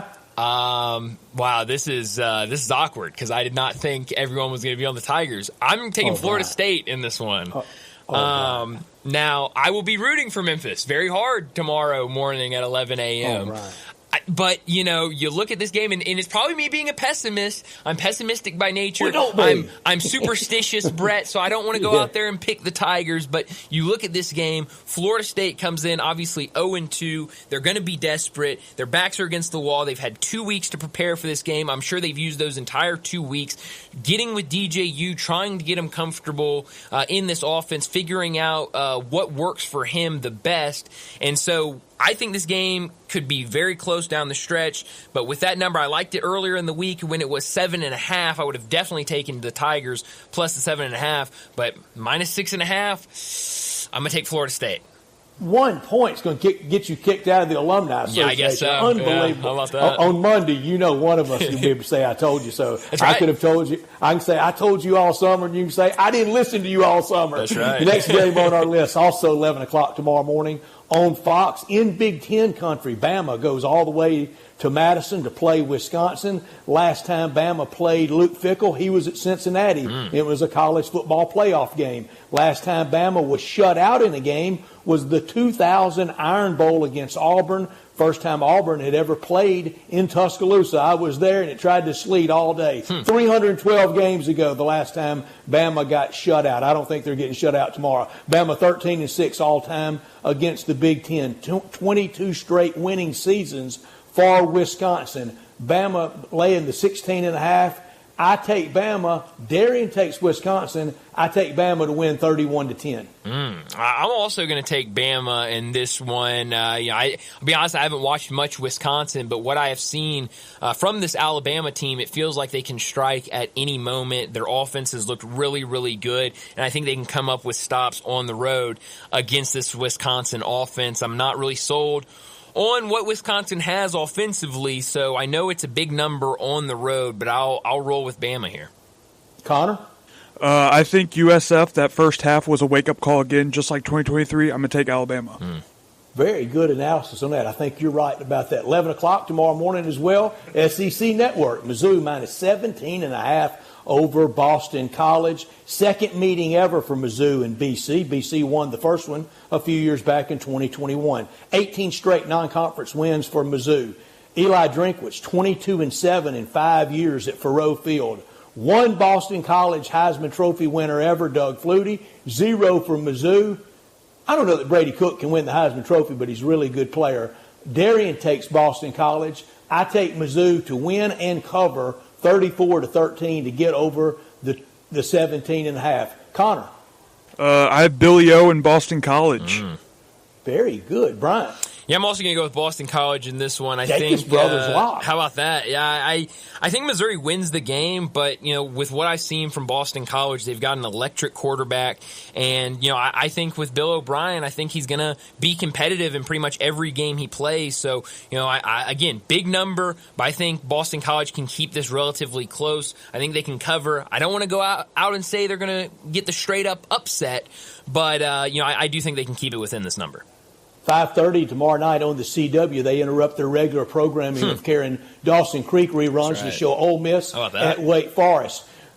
This is now down to about 21.5, but I sent it out as 23.5, and we're going to keep it there because it can move fast. Ole Miss minus 23.5. I think Ole Miss blasts Wake Forest. I got them winning 45-10. Jackson Dart, one of 5 active FBS quarterbacks with 8,000 passing yards, 1,000 rushing yards. Ole Miss has held consecutive opponents to fewer than 30 yards for first time since 1999. Wake leads all time in this series 2-0. They won in Oxford in 07 and in Winston-Salem in 08. Dave Clawson, 64-62 at Wake in his 11th year at Wake. Again, I take Ole Miss big. Darian takes Ole Miss as well. Brian? I'm going to take Ole Miss in this one. I think, Connor said it off air last week when Ole Miss was playing MTSU and, said something to the like of, I don't care what the number is, I'm going to take Ole Miss. And, I kind of feel the same way in this game with what I've seen from their offense, what they have defensively. It feels like, especially before conference play, Lane Kiffin is trying to show off this offense and get a ton of success, whether it's to, so there's no doubt in the committee's mind if it's Ole Miss versus another team for a spot in the playoff or a certain seeding in the playoffs, or whether it's he just wants his team to have a ton of confidence going into conference play. It feels like Lane Kiffin is very okay with putting plenty of points on the board, no matter what the score is. So I'll take Ole Miss to cover this 23.5. I certainly like it if it's now moving down to around 21. Up to Connor for a group lock, and with his tree to see last week, I think we have one. Connor? Ole Miss group lock. How about that? Group lock, our only college group lock so far, unless we have the rare, for the first time ever, college football lock and shock. Darian's college football lock is Coach Prime, minus 7.5 at Colorado State. His shock is Arizona, plus 7.5 against Kansas State. Connor, your lock and shock. My lock is Vanderbilt minus 10.5 at Georgia State. And my shock is New Mexico plus 28 at Auburn. And Auburn announced today will start a freshman quarterback. My college football lock, Oregon minus the 16.5 on the road against Oregon State. No love lost there, especially with Oregon State being left at the altar in the two-pack. Purdue is my college football shock, plus the 10.5 against Notre Dame, and I have Purdue winning straight up. Bryant, your lock and shock. Well, my lock, I gave it away earlier on Johnny Radio's show, but I heard it, almost stole it. Oh man, I just like it so much. Iowa minus 23.5 over Troy. This game's gonna be played at Iowa, and look, I saw Troy play last weekend against the Tigers, and I was not impressed at all in what they did. And look, I like Memphis's defense a lot, but now they're going to have to go on the road and play the best defense in college football in Iowa. And also, Iowa, they look like they have an offense now. It looks like they can put up points, and they lost their big-time rivalry last week against Iowa State. So I think it's going to be all Iowa tomorrow against Troy. I'll take them minus 23.5. For my shock, I promise you, Connor and I did not discuss this before. I'm also taking New Mexico plus the 28.5 over Auburn. That was before I learned that they were going to pivot to the redshirt freshman quarterback. I'm going to take New Mexico. I really like this offense. And with Auburn, I have not seen anything from their offense that tells me they can score in the 30s to even cover this number if New Mexico doesn't score at all. So I'll take New Mexico plus 28.5. NFL on Sunday, first game, Jacksonville minus 3.5 over Cleveland in Jacksonville. That's noon on CBS. Jacksonville leads all time 12-7. Both had week 1 losses. Jacksonville winless versus Deshaun Watson. Deshaun Watson 6-0 as a starter over the Jags. Give me Cleveland plus 3.5. Darian takes Jacksonville laying the 3.5. Connor. I have Cleveland plus 3.5. So Connor and I are together. Bryant. Well, I'm going to go with Darian on this one. Okay. I did not like what I saw at all from Cleveland last week against the Cowboys. And now you've got even more stuff going on behind the scenes, away from the field with what's going on with Deshaun Watson. I mean, as of now, he's still going to be the starter on Sunday, but it just feels like this team is kind of in chaos control right now. And against a good Jacksonville team, I don't know how they'll look, so I'll take the Jaguars minus 3.5. Noon on CBS on Sunday, the Jets minus 3.5 in Nashville against the Titans. The Jets trail all time in this series 25-20 to 1. We know it started in the AFL 1960, that first meeting, New York Titans versus Houston Oilers. That gets a little confusing with the Tennessee Titans playing against the New York Jets now. 2 0-1 teams. Aaron Rodgers hadn't finished a game in a while. He didn't finish the game on Monday night, and we know what happened last year. Titans haven't scored at least 30 points in 36 straight games. Even with those numbers, give me the Titans plus the 3.5 at home. Darian takes the Titans. Bryant. I'm also going to take the Titans in this one. The Jets playing on Monday night. Now they have to turn around and play Sunday. It was a weird game from them in that game against San Francisco. I think San Francisco is just really good, but now going against the Titans, I think this can be a close game, and so I'll take Tennessee plus the 3.5. Group lock, Connor? Not a group lock. I have the Jets minus 3.5. I think one game under his belt, Aaron Rodgers is going to sling it all over the field. All right. Noon on Fox, Dallas. Our Cowboys minus 6.5 over the Saints. The Cowboys lead all time 18-13. These two teams have never met in the playoffs. Their first meeting, Saints expansion year, 1967. Craig Morton at quarterback for the Cowboys.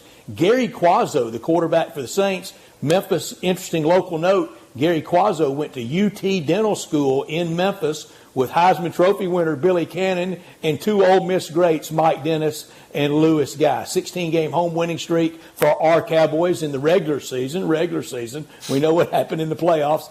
Zeke needs 56 yards for 9K. All that said, I'm jumping the fence. Give me the Saints plus 6.5. Darian takes the Saints. Connor. Saints, gritty. Whoa. Bryant, group lock against your Cowboys. Do it for us. Come on. No chance. You're crazy. I'm still not sold on this New Orleans team. I mean, please. We're jumping on New Orleans after they beat the Panthers? Give me a break. I'm taking the Cowboys. They looked great last week against Cleveland, and I'm still not sold on New Orleans. I think Cleveland might be better than New Orleans. If they were able to do that against Cleveland, they can certainly do it against New Orleans. I will take Dallas to cover easily. 325 on CBS. Pittsburgh minus 3.5 at Denver. Broncos lead all time 20-13-1. Steelers 2 in a row, though, in this series. They're at Empower Field at Mile High Stadium. Steelers trying for their first 2-0 start since 2020. Steelers 49-15 versus first-year quarterbacks. That's Bo Nix since 1970. And that's why I take the Steelers. Darian takes Denver. Connor. Steelers. Brian. Yeah, I'm also going to take the Steelers on this one. I went back and forth on this for a really long time, but I love Mike Tomlin, what he does with this Pittsburgh team, so I'll take them over Denver. 325, Kansas City on CBS at home, minus 6.5 over Cincinnati. Bengals lead 18-16 all time.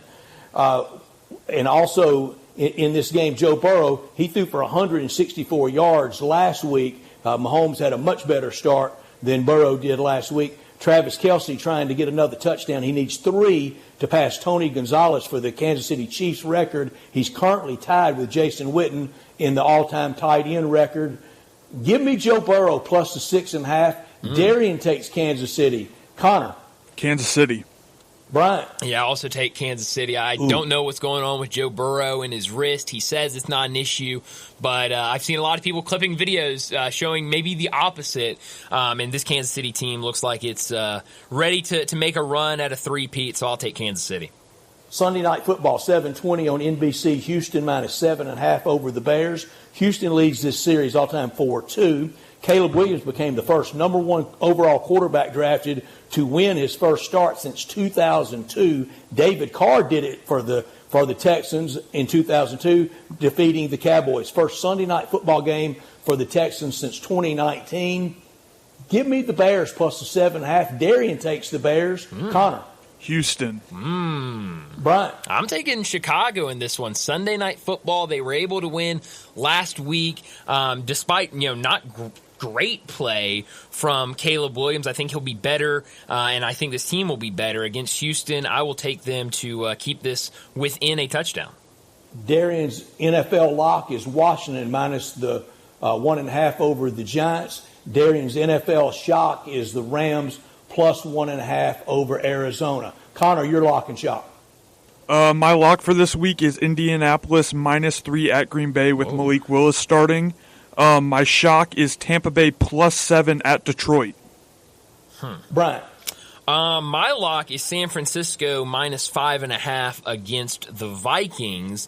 I think San Francisco continues to do what they did Monday night. And my shock, and now we gotta converse this because Connor, you sent your picks in a lot earlier, or you did your picks a lot earlier, clearly than I did because this line has moved. I have Packers plus 2.5 over the Colts. So we'll go with 2.5. We'll go with 2.5. I'll take the Packers plus 2.5 over the Colts. Is that okay, Connor? That's perfectly fine. You like that? Perfectly you like fine. Indianapolis? You like the win by field goal? So and your shock? That's my shock. Packers plus 2.5. Okay, so I'm going against. I'm going to take Minnesota over San Francisco as my shock. Okay, and I'm going to take Baltimore. Jim Harbaugh got the win last week. Brother John gets it this week over the Raiders, and I'm going to lay the 9.5 on Baltimore. So I have Baltimore as lock, and I have the Vikings as shock. That was our First National Bank Friday football forecast. We do it every Friday, and we thank First National Bank and Trust so much. A proud division of First National Bank of Eastern Arkansas. For real estate, commercial, ag, hunting, recreational, contact them at FNBT.com. Stable, secure, reliable, consistent through all these years. Contact them at FNBT.com or call them at 901-498-5763. Well, we need to get to a break. When we come back, we'll wrap up this week with Crunch Time. Broadcasting from the Family Leisure Studio, we are Sports 56 and 98.5 FM. You or someone you know or care about has dealt with a difficult divorce. When facing divorce, you need the attorneys at Rice Law. Nick and Larry Rice lead the firm with 3 generations and 7 decades of experience. Located in Memphis, serving the entire state of Tennessee and North Mississippi. Rice Law is who you need to call. Simple or difficult divorce, they know how to handle it. Call Rice Law at 901-526-6701, or for more information, visit them at aboutdivorce.com. That's aboutdivorce.com. Locally owned and operated for over 40 years, Automatic Gates Construction tailors custom gate solutions for all your residential, commercial, and industrial needs, including repairs, maintenance, and installation. Automatic Gates Construction specializes in designing and installing automatic gates and fencing that seamlessly blends security, functionality, and aesthetic appeal. Elevate the safety and efficiency of your property with a premium gate solution. Automatic Gates Construction at myautomaticgates.com. Rick's Powder Coating for a beautiful finish every time. Rick's Powder Coating specializes in automotive, ornamental, residential, and industrial coating. With 2 conveyor lines and the largest batch ovens in the Mid-South, Rick's can accommodate all of your powder coating needs. Locally owned and operated since 2002, Rick's Powder Coating will customize a beautiful finish just for you. Drop by or call to see how Rick's Powder Coating can bring color to your life. 901-367-2771 or rickspowdercoating.com. I don't think we really need anyone else to help us tell everyone how great Central Barbecue is. Oh, I don't think we need it either, but I just thought it might be fun to have somebody more famous than us chime in on the best barbecue in Memphis. Well, did he talk about how Central Barbecue slow smokes its meat for 24 hours to make sure that it's perfectly tender and doesn't need a sauce? Well, no, not exactly. Well, did he talk about how there are Central Barbecue locations all over town? No. Did you write his copy for him? I didn't want to be insulting. So what did he say? Hi, I'm Dave Woloshin, the voice of the Memphis Tigers. I love Central Barbecue, and I vote. Does that work okay? What does that even mean? I don't know. So you need to sell your house? I have the solution. Call 901-406-1101. That's 901-406-1101. Call my buddy Bill and I buy houses. Any house, any area, as is. It's literally as simple as that. Just pick up your phone. Call 901-406-1101. That's 901-406-1101. Call my buddy Bill and I buy houses. Guaranteed to close in 5 days. If you need to sell your house fast, call Bill at 901-406-1101. That's Bill at I Buy Houses. Now back to Sports Time on Sports 56 and 98.5 FM. Here once again are Brett Norsworthy and Brian Davis. This is pretty cool, and we're just getting started, so.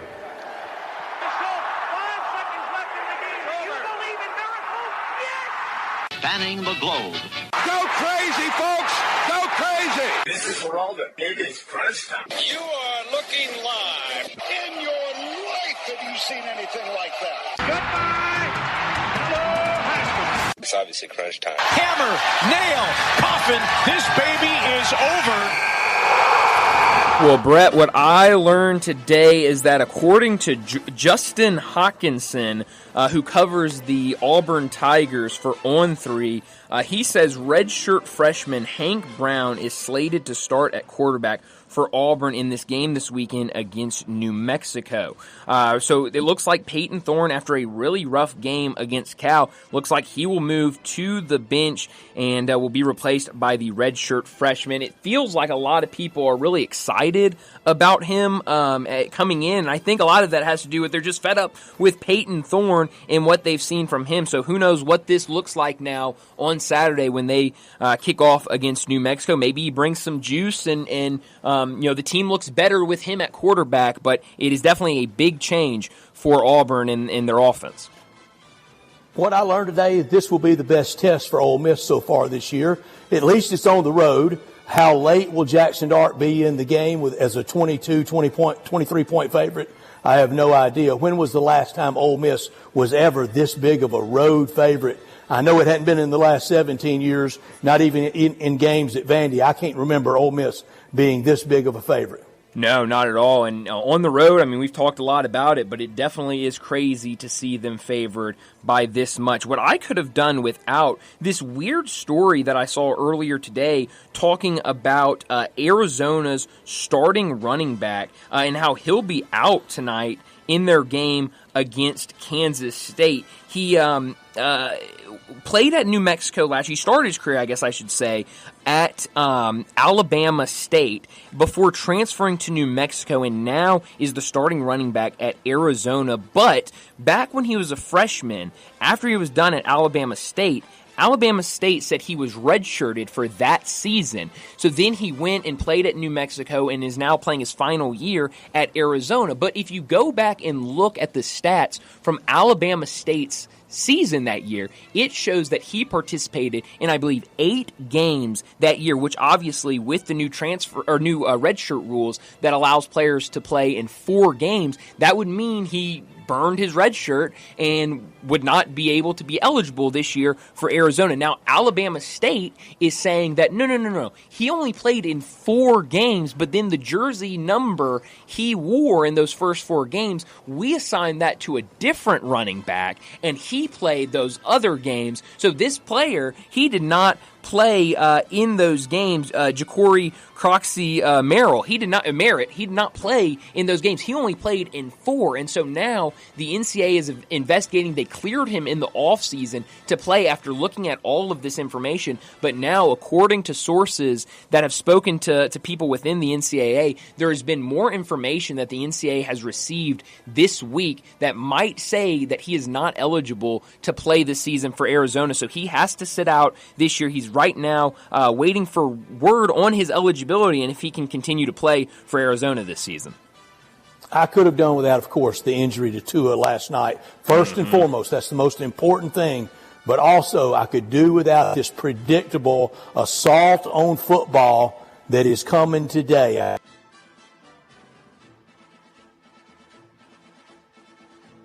Looks like we might have lost Brett there for a second.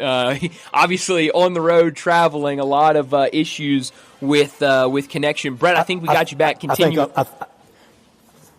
I can do without the assault on football that is oncoming today with the injury to Tua. Look, I've always said nobody makes them play, but this may be time you make somebody not play. Yeah, no, I mean, it was a scary situation last night and it was very weird because I've seen a lot of people talking. This wasn't a shot that he took. It was the way that he tried to fall. Instead of sliding, he kind of tried to dive and went right into Damar Hamlin's chest and was very clear. And then today I see...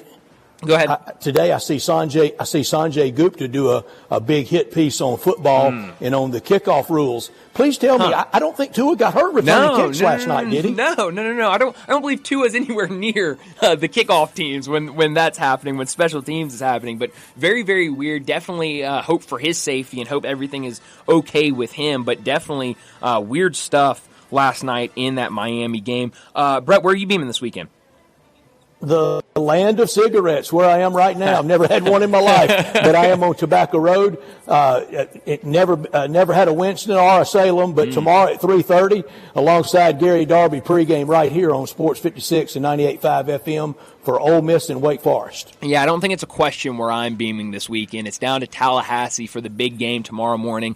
Memphis and Florida State, 11 a.m. on ESPN. You brought it up, Brett, earlier this week, something that I hadn't even thought about, that game day is going to lead right into this big-time game for both Memphis and Florida State. We've talked all week about how big this is for both sides, and so it's going to be a lot of fun. But it's going to be a busy weekend in college football with all the games we have. NFL on Sunday, so it should be a really, really fun weekend. But that's all the time we have today. Enjoy your weekend. I appreciate Brett again for joining us this final hour as he is on the road with Ole Miss. But enjoy your weekend, and we'll talk to you again Monday afternoon.